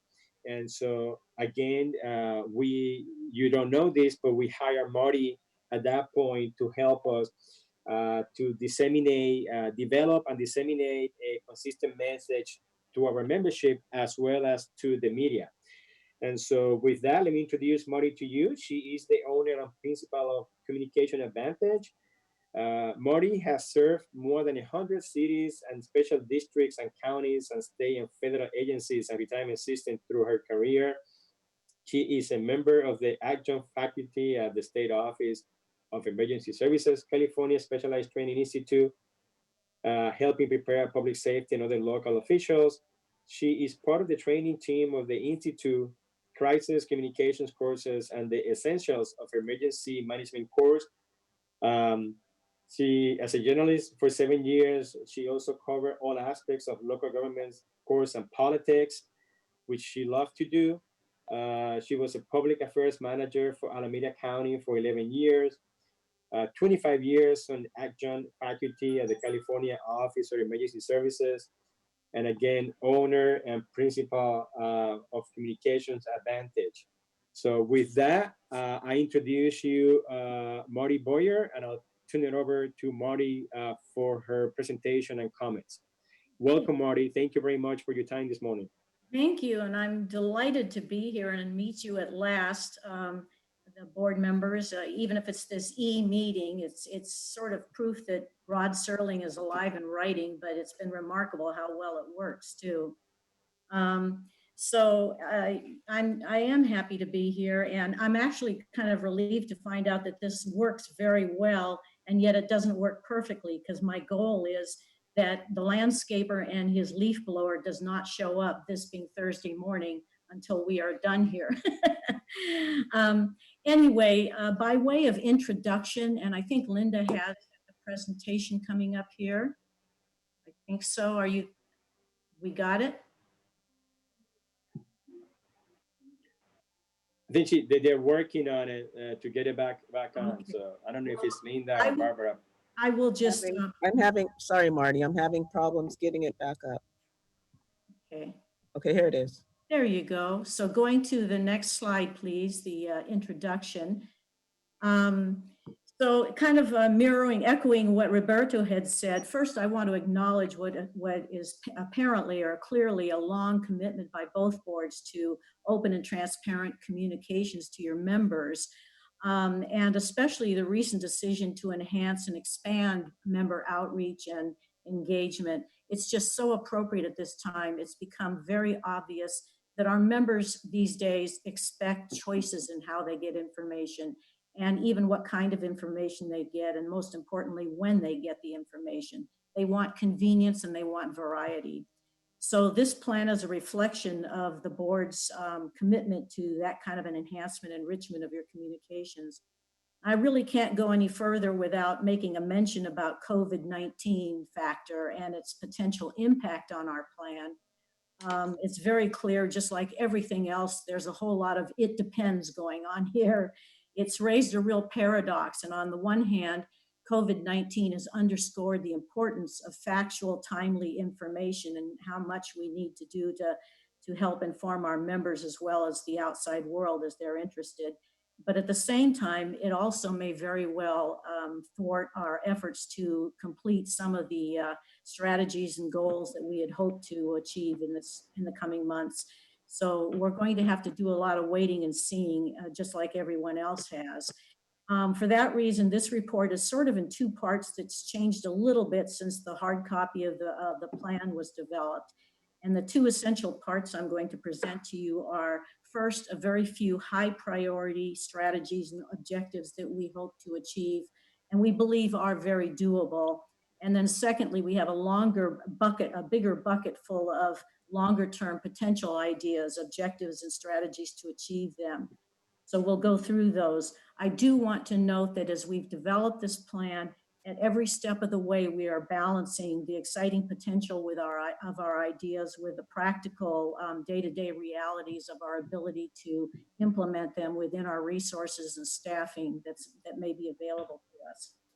So if we could go to the next slide, please. Our first objective under the high priority, Roberto just covered very well, the revival of the newsletter. Really happy with the first two issues of the Retirement Connection and well into the planning of content for the third issue to be distributed in July. I do want to make one other note in that regard. We are trying to gauge member interest in the possibility of electronic distribution. And if in fact that turns out to be something that a significant number of our members choose, it has the potential to be a tremendous cost savings in terms of print and distribution costs. So stay tuned and we'll see what the future holds with that. So going on to the next slide, please. The next objective in our high priority category, and again, Roberto has mentioned this already, is the objective to improve and revamp, redesign the website.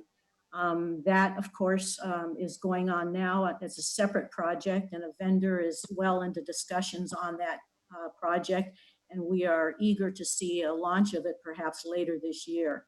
When it does happen, it is going to give us some important tools that we need to conduct, to implement some of the strategies we're talking about here. It will offer us a more functional website that's more attractive and appealing in appearance, and has far greater capabilities than what we work with now. And a note that I wanted to add, that last year was just one little tiny toe dipped into this idea. The new member portal that was launched last year is already serving members well and allowing them access to their portfolios and tools and resources that they couldn't previously get to so conveniently. So that was a good first step. If we could go to the next slide, please. Again, under the high priority category, we have an objective to seek additional opportunities for direct interaction with our members. You know, the new digital age and the exciting new ideas that we're talking about are well and good, and we hope to pursue them, but there's still a valuable place for direct eye-to-eye interaction in a room with members, getting to know and establish their relationship with their boards and the staff. If we could only dream of doing that, right? But in any event, we don't want to discount the importance of that. And the one specific idea we have at this point is to expand the use of the annual health fair that's held at open enrollment time.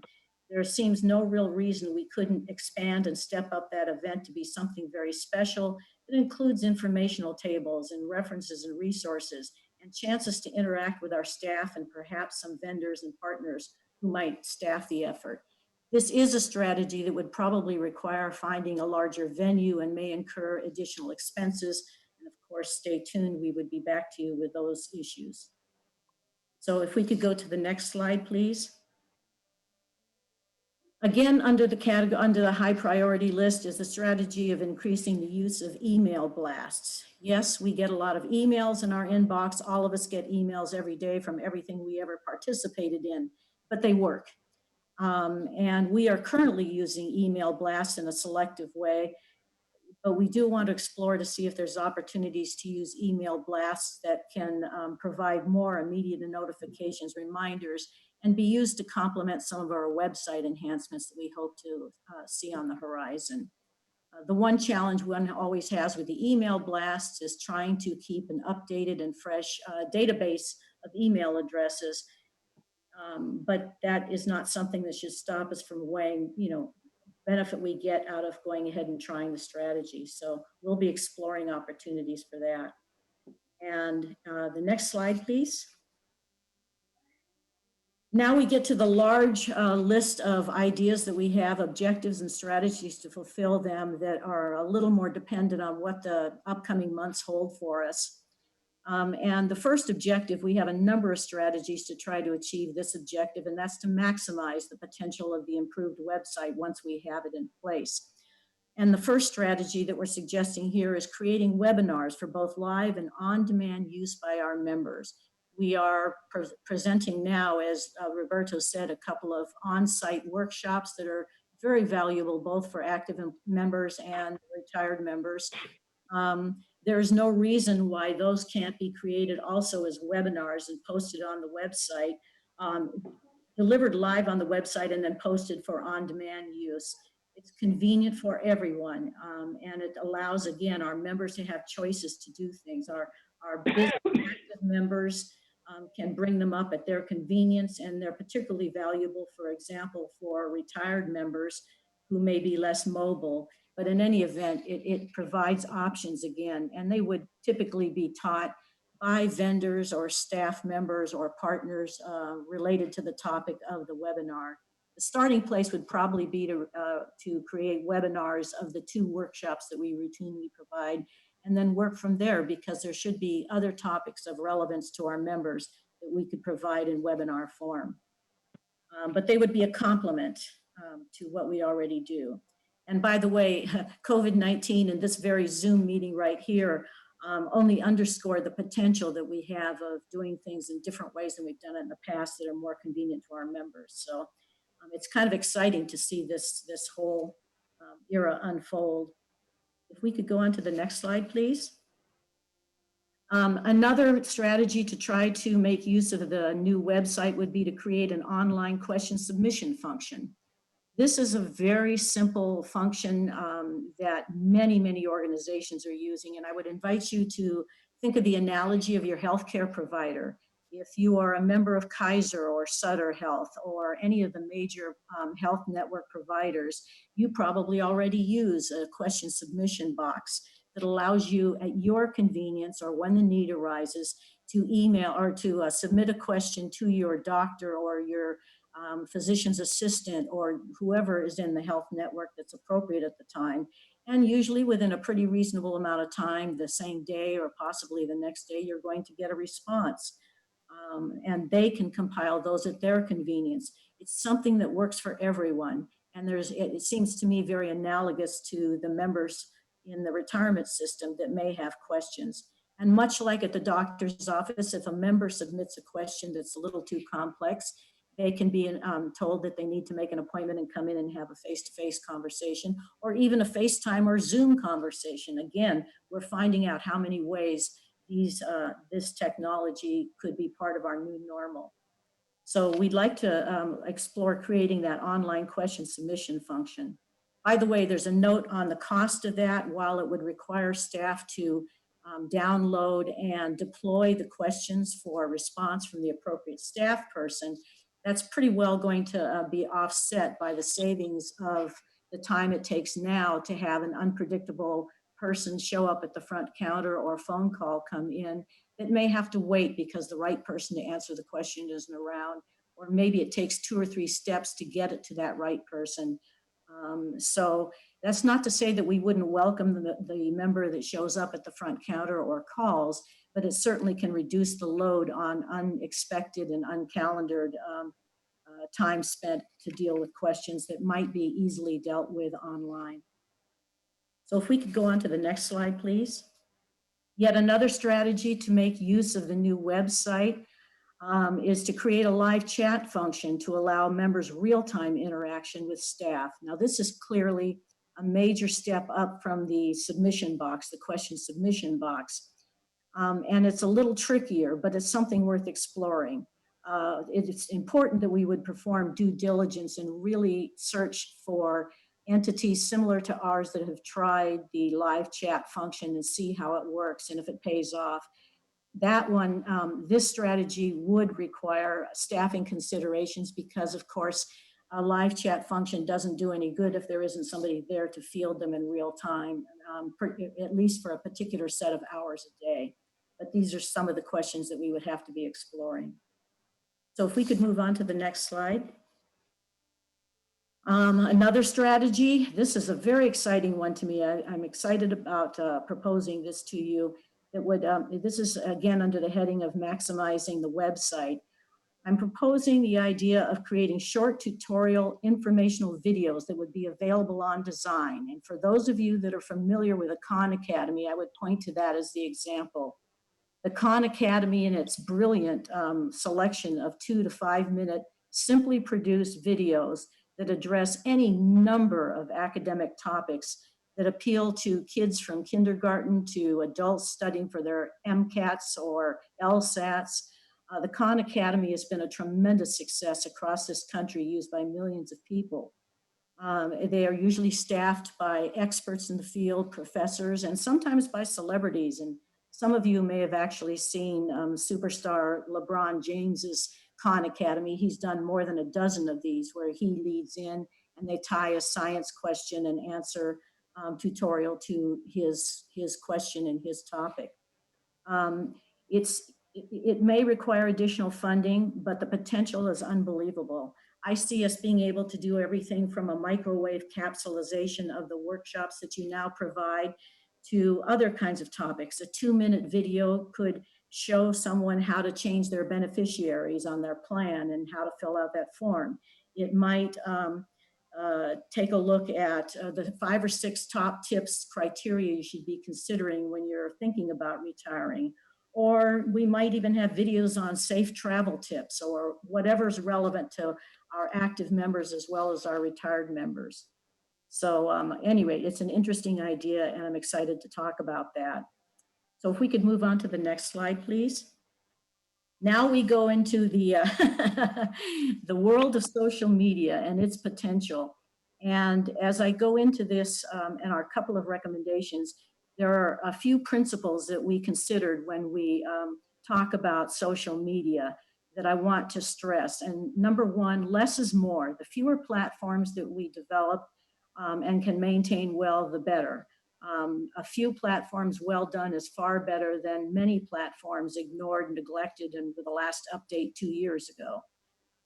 And so we want to think about that. And I want to raise an example here. If one wants to look and see a retirement system using social media effectively, you can take a look at the CalPERS site. And CalPERS, at my last count, is using 5 different platforms of social media. And they've got thousands of followers.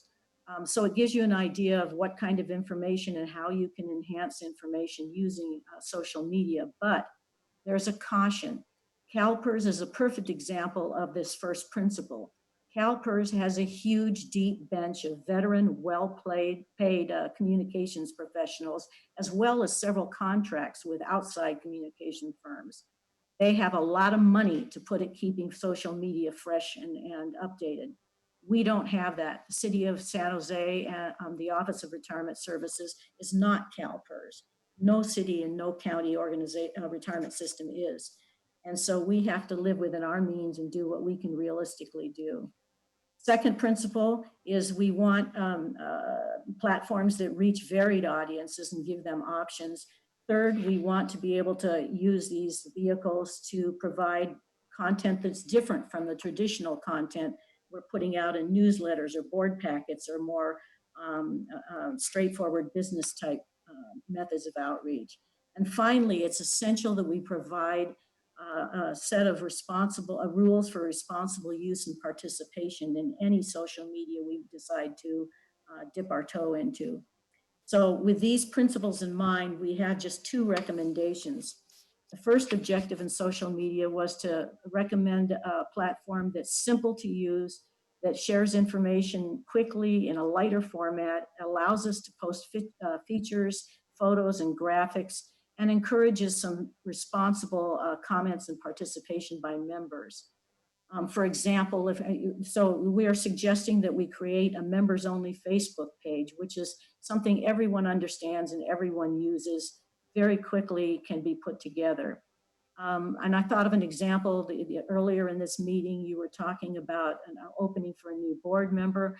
Let's say you get a new board member in the July or August meeting. That person is sworn in and has a few comments. We would maybe do a piece on that in the newsletter, and we certainly would have the event at the live meeting. But why not be able to take a video clip of that swearing in and the first comments and post it on the Facebook page and share it with our membership and closer to real time. So that's one example. And then if we could go to the next slide, please. And then our second objective was to have another type of platform that's shorter, easy to maintain, real short format, and that can target multiple audiences with short bulletins and maybe links to longer information. For that reason, we'd ask that that you consider opening a Twitter account that allows us to put those short reminders of upcoming events and alerts that would share links to the videos posted on a website. Or, for example, that new board member video we were just talking about. One can do a 10-word reminder and congratulations, put a link to that video on the Twitter message, and then have that be yet another replication of what's going on Facebook and what we're covering in the other outreach methods we use. We can tweet out reminders of workshops and webinars the day before or the day of. We can even post celebratory messages congratulating the city, for example, on how they handle this particular crisis and how we come to an agreement as to our partnership in the next budget cycle, or to members that do something special, or to that new board member or the CEO's State of the System address. So that is our other social media. And if you would go on, please, to the last slide. So in conclusion, we've developed a plan that's designed to suggest a suite of tools that can reach members using both traditional and new forms of outreach that encourage the sharing of information using two-way communication. And most importantly, to provide choices for a very diverse membership, how and when they receive news, what kind of information they receive, how they learn, and how they engage with their retirement system and other members. And we, of course, may be returning to your boards for necessary enabling actions and in some cases, resources needed to succeed. But with that, Roberto and I'd be happy to respond to questions or comments.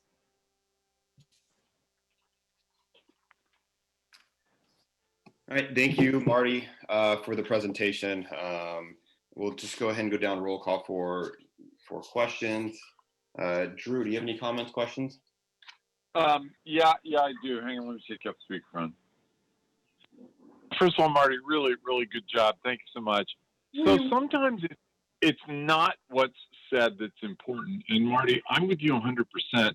You'll notice, guys, Marty didn't say, oh, and this will save money. Oh, and that will save money. Oh, and this will save money. I've done this with startups. I don't think any member of this board or staff should discuss how this will save us money. That's not why we're doing it. Now, a year, 2 or 3 from now, if all this works and we're successful, we might come back and say, you know, we've noticed we're getting a lot fewer of this type of phone call because the videos at Khan Academy are working, and then we can revisit the issue of, oh, this had a nice side benefit. It actually saved us money. I've done this a number of times, and the first time we speak about this saving us money, somebody's going to remember, and somebody's going to come in 2 or 3 years and say, well, did it save you money? Well, did it save you money? Let's say right from the start, I think Marty has advocated this. This is us being better to our members. This is us interacting better with our members. If it happens to have the side benefit of saving us money, that's gravy. I think you'd probably agree with that, right, Marty? Oh, yeah, absolutely. Absolutely. I would only note that as we come forward with more detailed proposals in each one, I'm sure that you'll want us to be addressing if we envision any offsetting savings or something, but you're right. The emphasis is this is a commitment to the members. Yeah, thank you. That's all I have, Andrew. All right, thank you, Drew. Trustee Lee, you have any comments, questions? Yes, this is Howard. Marty, thank you very much. It's a very comprehensive program. I just have 2 questions. One is, how would you envision measuring a successful campaign? And 2, this is more tactical. What email blast service do you anticipate using? Okay, first of all, before I do that, wouldn't you know it, here comes the leaf blower. I'm delighted to find this works so well, but I'm kind of glad to find it doesn't work perfectly because I just had this feeling this was going to happen. The first part of your question was, the first question regarding success, each of them is measured in a different way. The most obvious way is the number of hits or visits we see. And that, of course, with social media, for example, grows gradually. If one looks at the CalPERS, you can tell which of the newer platforms they've taken on. So they build their audiences gradually unless something goes viral and makes it explode. But the same is true with some of the others, the Khan Academy videos, how much, if we post 2 of them How many people look at them? If we post a webinar that replicates or echoes our live workshop, how many people took advantage of the webinar? So it's just pure attendance, which we can easily track. And the second part of your question on the email, I have no idea. On email blast, Roberto, maybe you can tell me who you're using now for the occasional time you do use email blasts. Thank you, Well, Marty. actually, I could speak to that. We Thank usually you. send our own emails, but if we were anticipating sending or increasing the volume as we are, we might look to other outside vendors.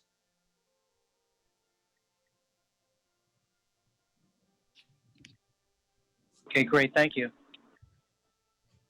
Thank you, Barbara. Thank you, Howard. Trustee Menon, any comments? Good presentation, and I think this is a great idea, but no questions. Thank you. All right, thank you. Trustee Santos. Nice meeting you, Marty. Thank you very much. Looking forward to working with you. Thank you. Thank you. Thank you. Trustee Sanseri. Yeah, this is terrific. It's extremely comprehensive. Thanks, Marty. The questions I have are more really kind of around timeline. This is extremely robust, and you have in here sort of the high priority and then longer term parts of this project. And I think it would be valuable for the board to see sort of a layering in of some of these projects. We're pretty much going from 0 to potentially 100. And I'm wondering how far along in this project we might need to go from simply refreshing our website and getting newsletters out and possibly these email blasts to going as far as actually having a Facebook page and Twitter communications. So something that would allow this board along the continuum to evaluate, you know what, this is effective, we're good where we're at, or we need to keep building upon what we have here.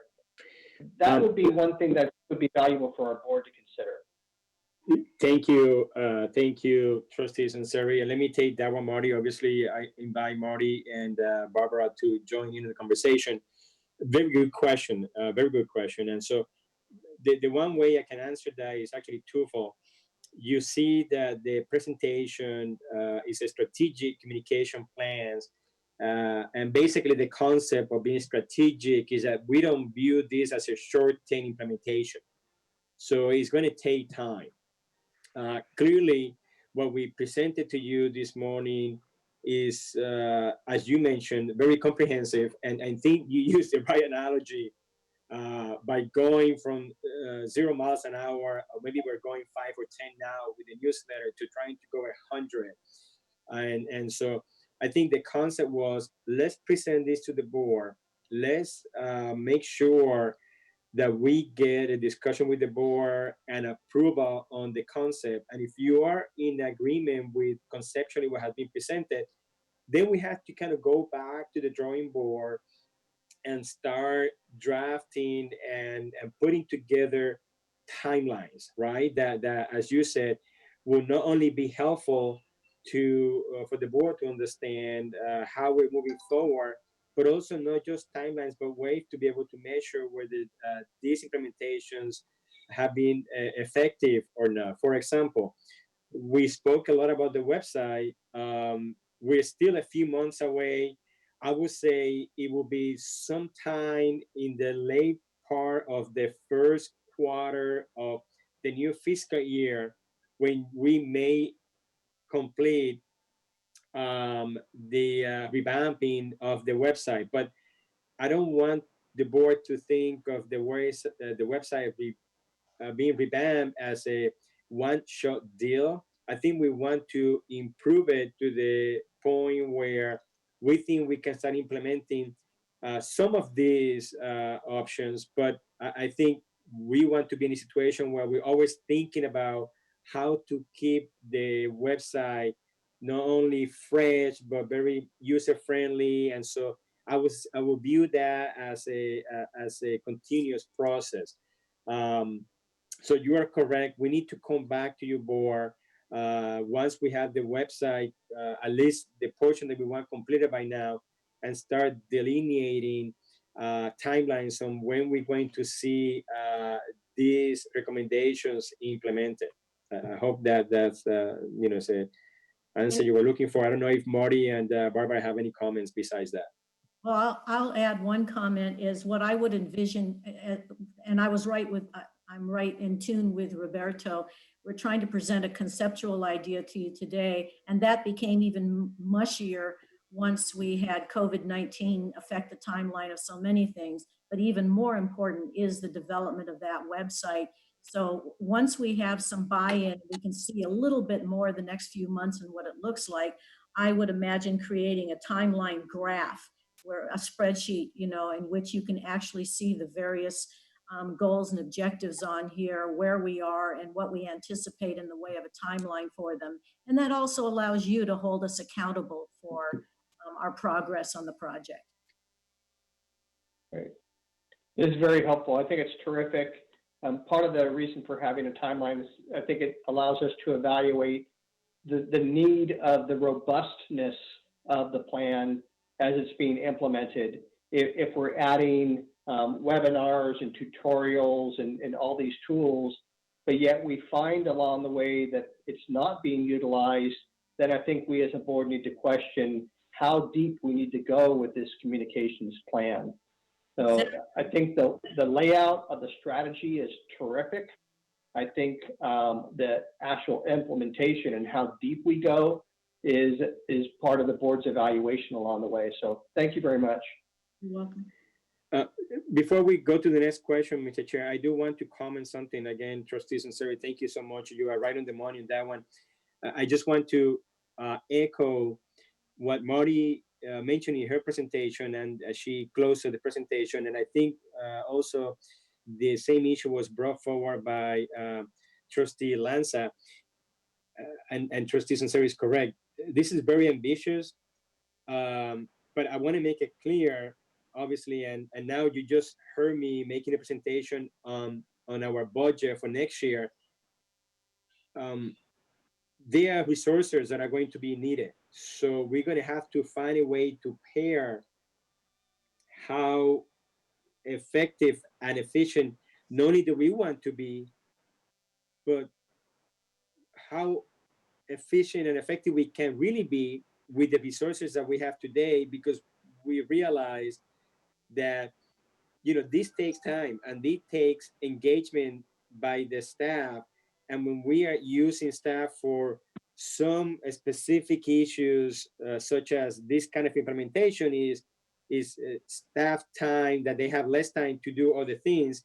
And we may eventually need the kind of know-how and skill set that we don't have in the office right now. And then again, that means more resources. So I just want to make that point clear. All right, thank you, Roberto, and thank you, Vince, for the questions and comments. Trustee Votto. I think it's a great program. And now all we have to do is teach our people how to, use email or let alone a computer. It'd be fantastic. I would make a comment about that. I think that people who think we have membership in this day and age that aren't fairly technologically savvy. I happen to be living in a Sun City community, and it is astonishing to me how involved and engaged electronically this community is. It's, there's not very many people left that don't engage in some way. So I'm hopeful. All right, thank you, Franco. I am quite ecstatic and excited about this communication plan that we have set forward. I know Dick has been pretty on us about our communication with our membership, and I fully agree with that. And the vision that is laid out is phenomenal. I'm really excited about the potential for the short tutorials and on-demand stuff, because there's a lot of questions that I hear all the time, at the fire station around reciprocity, on the disability process. When do I need to fill out an application, but my application for retirement. How do I do that? And these are all the things that could be covered in these short tutorials that Marty was talking about. And so there's a lot of potential here, and I'm quite excited about it. We've already got started with the newsletter, and I've received great feedback about those already. And so we're definitely on the correct path. I look forward to seeing, put anything down on paper and figuring out a timeline for all this. So we could, gauge on our productivity and see if we're meeting our goals and objectives. So thanks again, Marty, Roberto, Barbara, everybody that's been involved with this process and putting this together. It's phenomenal work. Thank you. You're welcome. And I think the leaf blower just stopped too. So unless Marty or Roberto has any other questions or comments, looks like we need to take action on this, Roberto.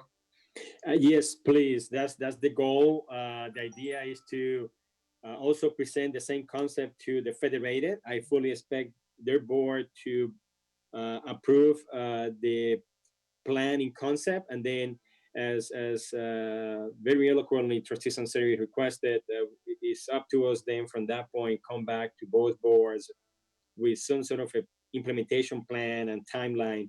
And as Marty indicated, some of these goals are more immediate and some of them are more long-term. So I don't foresee having a timeline where everything is going to be covered right up front. We still have to discuss that. But, we have to be able to provide that to both boards so that we can be also, the boards are clear on what the goals are and the resources that are needed, but also that we are held accountable to meeting those goals. So thank you so much, Marty. I'm looking forward to working with you, and thank you so very much for your great work and for the board engagement and questions on this presentation, and Barbara as well. So thank you. So I'll go ahead and make a motion to approve the strategic communication plan. That's Gardenier. Can I get a second? Second by Santos. I heard quite a few names. Second by Sanseri. Okay, I heard Sanseri's name. Sorry if I missed someone else's. So first by Gardenier, second by Sanseri. Any public comments? If not, do a roll call vote. Trustee Lanza? Mr. Chairman. Aye. Oh, sorry. I'm sorry. Harvey, go ahead. Yeah, just I heard the request was to approve it in concept. So I just want to know, I just want a clarification as to what is being approved or not being approved in the motion. Is it being approved in concept or in detail? Oh, Council, you asked that question. I think we just meant like the concept that we just presented. Okay. But I don't want to be, I recognize that you live by the words, Council. I just meant. Well, this is Santos. It should be concept so we get back feedback. What I was speaking about was the concept that we just presented. That was what I was referring to. Okay. The strategic plan. Okay. If the maker of the motion and the second understand it that way, and that's the motion, terrific. Thank you. All right, I agree with those explanation. Sincerity, you agree with that as your second? Yes. Okay. So we'll start over. Drew Lanza, I believe I heard a yes. Does that still stand? Aye. All right. Trustee Lee. Yes. Trustee Menon. Aye. Trustee Santos. Yes. Trustee Sinceri. Yes. Trustee Votto. Yes. And a yes for Gardenier. So motion moves 7-0. All right. Thank you, Marty. Thank you, Roberto. Thank you. You're welcome. Thank you very much. All right. Going to 4D, discussion action on the request for proposal for the general fiduciary investment and tax and domestic relation orders and disability legal services. So got quite a few of them right here. Yes, Mr. Chair, if I can, just a couple of minutes. The main discussion of this item will be addressed by Benji our accounting manager, who really led the process of the RFP for all the services that we were looking to contract. I think Brian is going to probably join in when we discuss the investment recommendation. And Benji has some introductory comments. All I wanted to say was, a few years back, we issued our RFI, which was a request for information, which provided our office some information in terms of costs associated with the services. And at the time when we got that information, we decided that we were happy with the services and the costs associated with the services that were being provided to our office, and didn't really extended the contracts, I believe, for a couple of more years. So this is really the first request for proposal that your board is going to deal with since not only Measure G, but since about 2011. I just wanted you to keep that in mind. And with that said, I'll turn it over to Benji for her introduction and comments. Benji. Hi, Roberto. Hi, everyone. Actually, I wanted to correct you. This is the second RFP. The first RFP that the board signed was with the actuarial valuation a few years back. Oh yes, I apologize, Benji. I was speaking about the legal services. You're correct. Oh, yes. Yes, they're correct. Sorry. Yes. So as Roberto mentioned, I will be covering all services except for investment services, and Brian will speak to that after me. In 2011, the city attorney's office issued an RFP for legal services, and the current legal firms were selected for the services they are now providing. After Measure G became effective and the contracts expired, the board determined that the RFP did not need to be issued at the time. Best practices for issuing RFPs were between 8 to 10 years, so new contracts were signed with the same firms for another 5 years, but the contract was between the boards and the firms instead of the city attorney's office, as Roberto had mentioned. Next month, all legal contracts will be expiring, and an RFP was issued by our office in February, and 5 proposals were received in March. All 4 of our current legal service providers submitted a proposal for the current work they are doing. In addition, 2 of them proposed additional services as shown in the memo, and a 5th firm submitted a proposal, but it was outside the scope of services listed in the RFP. Reed Smith is currently our fiduciary and general counsel services provider. They are proposing to do the same, but they would like to add investment and tax services. Ice Miller currently provides tax services, but would like to add investment services. Saltzman & Johnson currently provides disability and domestic relations order review services, and they would like to continue doing so. In all cases, staff is satisfied with the level of services being provided by our current firms, who we have had for about a decade, some even longer. Therefore, staff is requesting an agreement be signed with each of them for the current services they provide. In addition, staff would like to add the additional services that were proposed in order to give staff more flexibility in determining which firm would provide the most efficient and effective service that are needed at the time they arise. The amounts requested by the staff are as outlined in the memo. Brian, if you want to talk about investments, feel free to.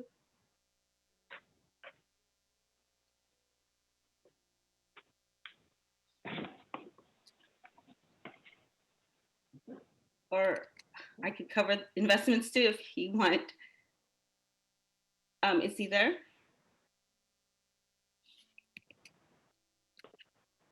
Sorry, I had been put on mute by the host. Can you hear me now? Yes. Yes, we can. Okay. Good morning.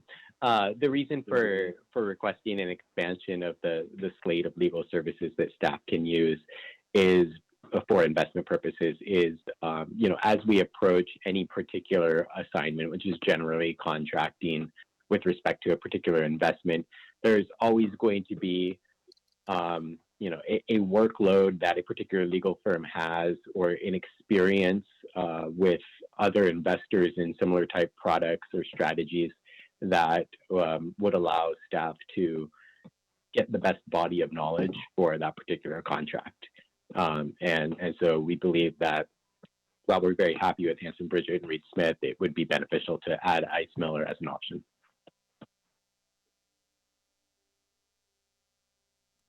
Do you have any questions for us? All right. Trustee Lonzo, do you have any questions? No, good job, Benji. Trustee Lee? Yes, well, thank you, Benji and Brian, for the description.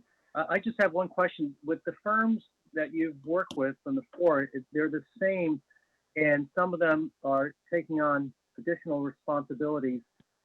Overall, how does this compare to the forecasted budget for the expenses? In other words, if you're taking on potentially more projects or more work with each of these firms, does the budget change compared to what was forecasted? No, the budget's not going to change because if we're taking it from one firm, because we budgeted it based on what has happened in the previous years, and so if it's being taken from one firm and it's going to another firm, we're hoping the cost would probably be the same. The total contract takes into account what we projected for the next 5 years, and there's even some wiggle room for in case they go over the what they've spent in the past. Okay, thank you. Trustee Menon? No questions. Thank you. Trustee Santos? Nothing, thank you. Trustee Sanzeri? No questions. Trustee Votto? Yeah, just a question, and maybe it's best for Harvey to address, but I know the city uses Ice Miller. Do we see any conflicts of interest if we have some type of issue that we're dealing with that maybe city's taking a look at and the retirement board's taking a look at independently, and there may be some conflict of interest because the city also uses them? Well, I think that's, I don't know, you said for Harvey, but I wanted to address this, but that's part of the reason we wanted to expand their services. So that way, if there is a conflict of interest, we can use another firm to avoid that. Okay. Perfect. Thank you. That's all I had. All right, and I do not have any questions. Harvey, if you disagree, but I was planning to have the motion to encompass all of them at the same time, all the firms, or do we need to take this one by one? That's really up to the board. You can, unless anyone objects, I think it's fine to take the recommendation that's made as a whole. Okay, let's go ahead and go that route. And if there's someone that does object, then please speak up, and then we'll take it one by one. But I'll go ahead and entertain a motion. Mr. Chair, I asked staff to bring the memo to the screen, so hopefully it may be helpful on whatever the motion is going to be. Okay. And two, I also want to, Benji, if I misspeak here, please correct me. If in the event that your board is agreeable to take our recommendation and approve what we're recommending, we certainly will use current fiduciary general counsel for the review of the legal agreements with the firms, but for the review of fiduciary and general counsel agreement, we will go through the city attorney's office for a legal review of that contract. I just wanted to make that point clear.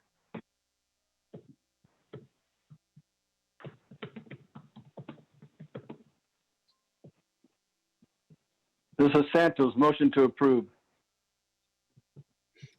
All right, and just to clarify, that motion, Santos, is to approve basically the recommendation laid out that's before us on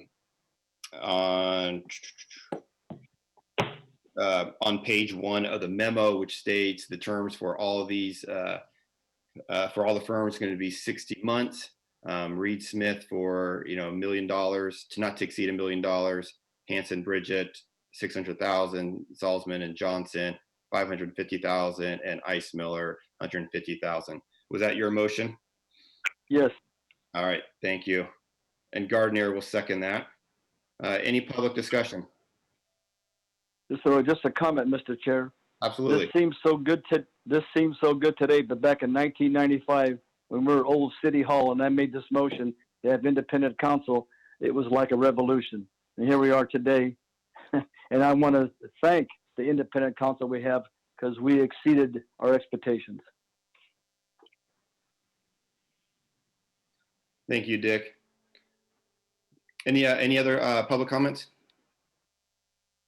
If not, we're going to go ahead and do a roll call vote. Trustee Lanza. Aye. Trustee Lee. Yes. Trustee Menon. Aye. Trustee Santos. Yes. Trustee Sanzeri. Yes. Trustee Votto. Yes. And Trustee Gardenier. Aye. So motion moves 7-0. Thank you, Benji. Thank you, Brian, and staff for doing the RFP. Yeah, thank you. Thank you, Benji and Brian and the staff that was very much involved in reviewing all the proposals and the recommendation. Thank you. Thank you much. Good job. All right, 4E, discussion action regarding the new ordinance for survivor benefits for fire members killed in line of duty. Is Cheryl Parkman on? Yeah, Cheryl is trying to play a couple of, there Cheryl, she's in a meeting and she just came back in now. I was just trying to buy you some time, but I don't need to, Cheryl, go ahead. No, thankfully your items went long enough that I was able to be here with you today. It's good to see everyone. And I'm here today to prevent anything bad from happening. No, to present to you an ordinance for our fire members who are killed in the line of duty and for the continuation of the survivorship benefits for their spouses and domestic partners. You all may remember that a police ordinance came before this board earlier in the last year, and this is going to be the accompanying fire ordinance. So as many of the board members know, when the city wants to change the municipal code related to retirement, we come to your board to ask for any comments on the ordinance language before we move it to city council. So I'm here today to ask for any comments on the municipal code language changes. We take your comments in, and then if we need to change anything, we communicate that back to the board. Otherwise, if there are no comments on the language, we take it to city council for approval.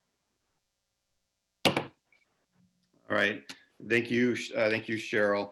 As Cheryl iterated, this is it mirrors what the PD worked on for a while, with OER, and got approved probably 6-9 months ago.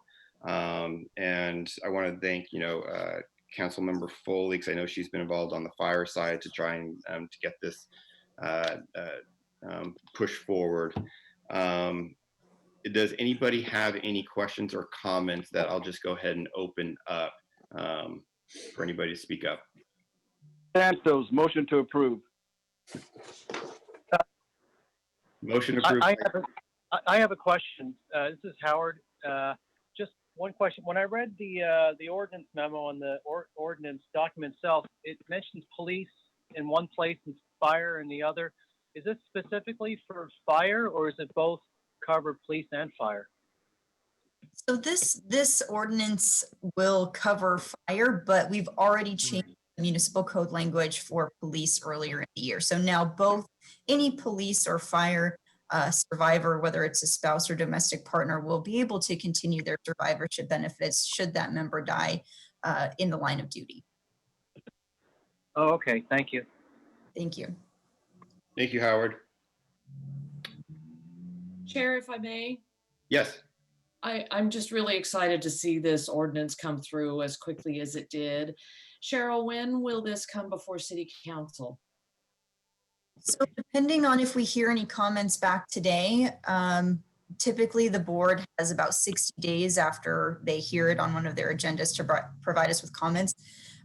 Depending on if we hear comments or if we hear today that we can move forward, we can try to get this on a city council agenda as soon as possible.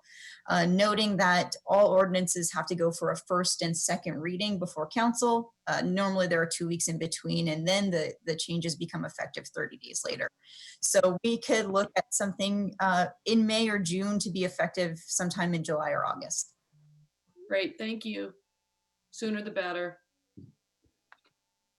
Any other questions? Mr. Chairman, this is council. Right, go ahead, counsel.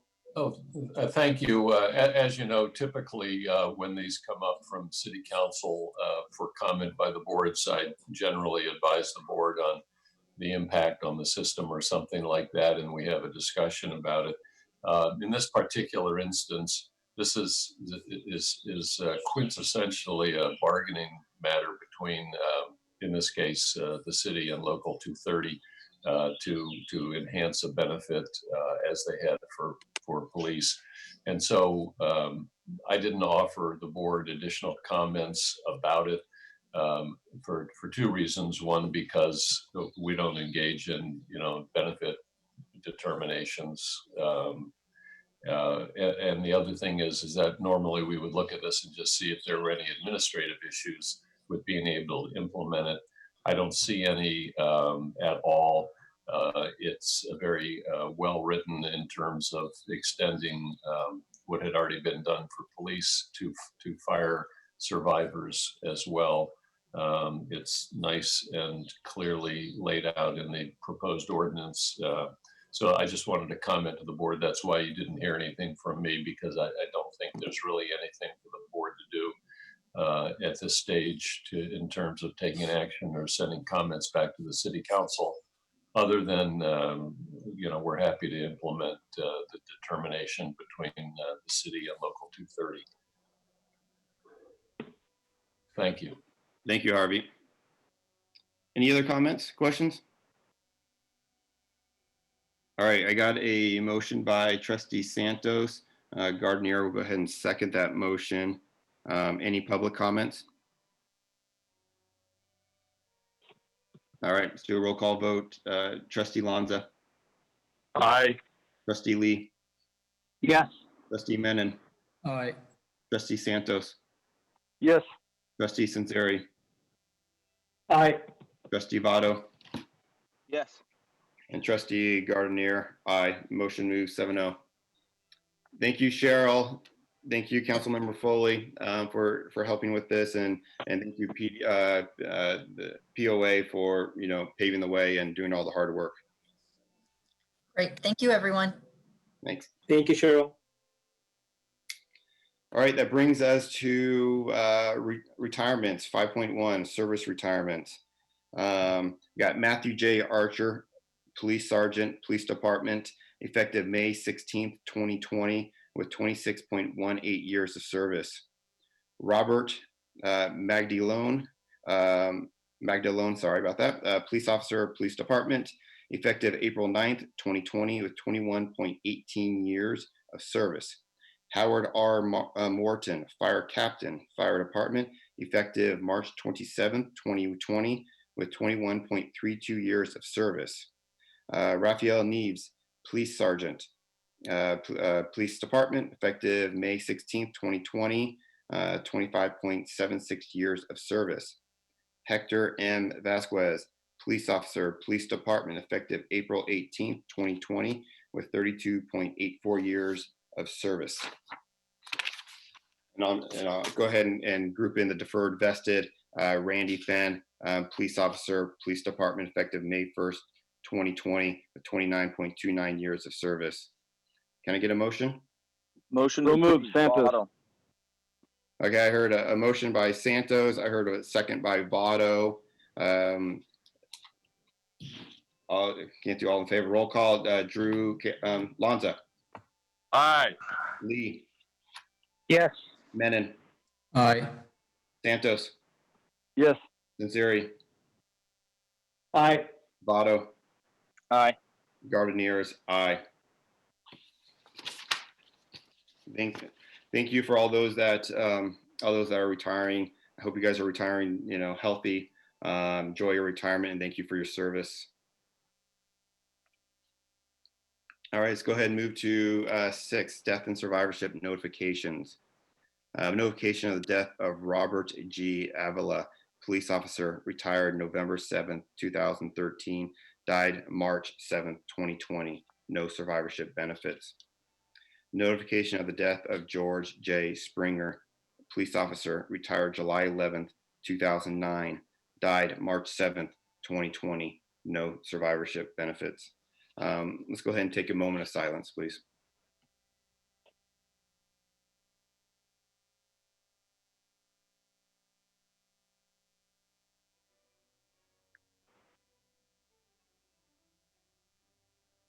Thank you. Trustee Votto, did you know anybody these officers? Yes, I actually worked around and with both of these men. My condolences go out to their families, and it's very, very sad to see that they did not, survive very long in retirement. That's definitely not what we would like to see of our people. Yeah, thank you for those comments, and I share those condolences, to the family. All right, let's go ahead and move to 7, committee minutes and report outs. Investment committee, Trustee Menon, you have any comments or updates? No, we had a short meeting a few weeks ago just to discuss the first investment, a fund of funds for the venture. All right, thank you. And our next meeting is May 26th of this month. Audit risk. Votto, you have any updates? Yeah, nothing new to report. Okay, and you guys still have you have a meeting this month, May 21st? I haven't heard yet whether that's still on play. Okay. It is. Right now, we are moving forward as if the meeting is going to take place. All right. Governance committee. Nick is not here. Anybody could speak to the governance committee? Yes, Mr. Chair. So Nick is not available, and so we were lucky enough that we were working with Tommy Anushi to having join us for a couple of minutes to go over these items. Just as a background, there was a lot of discussion at the last governance committee meeting that took place some time back. Of these documents is we're trying to pair them between the two boards to make sure that they're consistent, to make sure that the boards are consistent with between them in terms of the documents for the charters or policies and procedures. So that was the goal. And so with that said, I think Tom may be available now. Tom, are you there? Yes, I am. All right, so I'll turn it over to Tom for that then. Thank you. Great. Good morning, everybody. Hope everybody's well, and it's good to see you all. Just following up on Roberto's comments, it's correct. The governance committees have been meeting jointly over the past number of months to reconcile the different policies and remove any unintended differences. Their work is pretty much complete. There are a few outstanding items yet to review. They would include the CEO performance evaluation policy and a new CIO performance evaluation policy. Both those documents are sitting with the JPC. That committee will be reviewing them next week, I believe. If there are any changes that affect the CIO charter, that would have to be reviewed. And then there is a disability committee charter in the works, which the committee will hopefully see soon.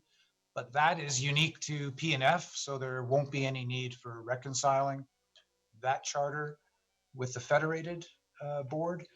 So the work of the committee is largely done. Today we've got 4 documents before you for review and approval. I think it should be straightforward. First is the board operations policy. This is a brand new policy for P&F. Federated has had the policy in place for a number of years. It was presented to P&F some time ago, but it was deferred. So we're bringing it back again just to bring the 2 governance manuals into compliance. So what you have before you by way of a board operations policy is essentially identical to what Federated has. We've reviewed it, made a few changes for both boards. The only differences between the two policies would relate to the role of the board chair or the ability of the board chair to serve as chair of a standing committee or an ad hoc committee. That's referred to in paragraphs 3 and 4. The P&F board has decided over time to preclude the chair from serving as chair of a standing committee or an ad hoc committee. Federated has not. And then, of course, the other difference would be with regard to the timing of board meetings, which of course the two boards meet in different weeks of the month. Otherwise, these two policies would be identical. And I apologize, we'd have to change the approval date at the very end of the document, which currently reads April 2nd. We would update that to May the 7th. And I won't go through it line by line, but happy to take any questions the board might have. All right, Trustee Lonza, do you have any questions? No, I'm all set. Trustee Lee? No questions for now, thank you. Trustee Menon? No questions, thank you. Trustee Santos? No. Trustee Censeri? No questions. Trustee Votto? No. And I got no questions. All right. So I got to apologize. Somehow I got kicked off real quick. Was that just for the one item for B, or you just covered all of them real quick? So far, I've only reviewed the board operations policy. Okay. Okay. Does the board want to approve everything in one shot, or? Yeah, we'll go ahead and prove it all at one shot. So why don't you go ahead and cover B, C, and D, it looks like, Okay. and E, and then we will open it up for questions. Great. Okay. The next would be the code of conduct. Again, there were the two documents, the two policies for both boards are identical. There was one minor wording difference in paragraph 4, which we've corrected, and we've made no other suggested changes to the policy. And again, we would have to correct the date in paragraph 15 for the updating or approval date of this policy from April 2nd to May the 7th. Otherwise, no changes there. The strategic planning policy, again, we compared the two policies. They were very similar, some minor wording changes, punctuation, grammar. We've corrected that. Those changes are shown in red. Other than that, we've made no suggested changes to the policy. Again, we would have to correct the date in the very last paragraph to May the 7th. And lastly, we have the charter for the council representative to the board. There was a difference between the charters for the two boards in regard to paragraph 3. The federated version had more detail. We've updated yours to match and made a few other minor wording changes. Otherwise, no real substantive changes. And I'll leave it there and take any questions. All right, thank you, Tom. Trustee Lonza, any questions on any of the policies? Nope, all set. Stay safe, Tom. Thank you, you too. Trustee Lee?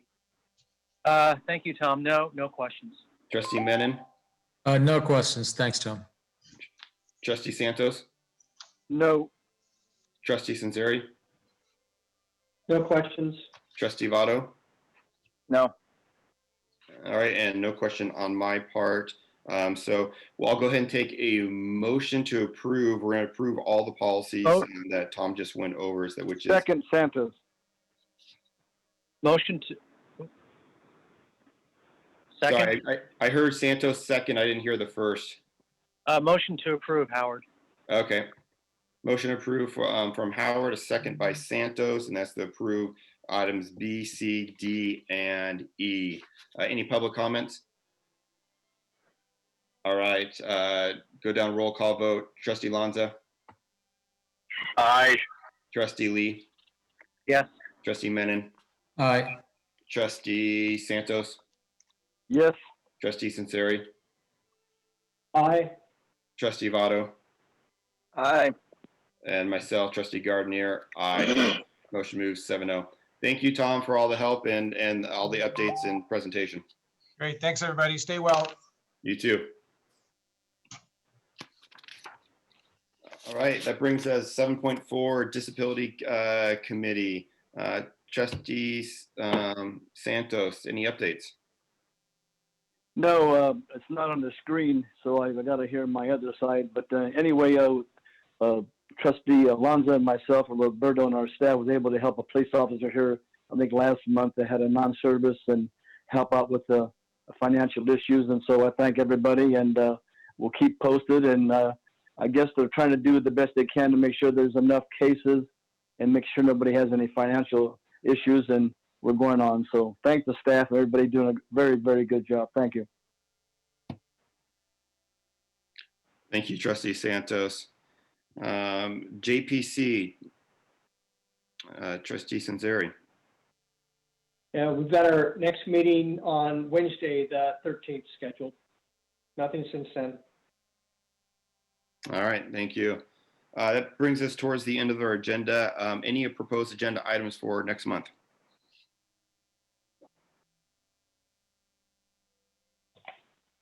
All right, any public comments? Mr. Chair, would you ask Roberto why they're, I see they have a scheduled disability meeting for May 11th, but I have nothing here. Has anything been changed? That's communication I have without me calling. Yeah, Roberto, can you speak to that? I'm sorry, I was in mute. No problem. I apologize, Trustee Santos. You are correct. It's a mistake. What you should have read June, whatever day. I think it's June 9th. Correct. Is the next one that we have. So that's just a. I got it down. Yeah. Yeah. Thank you.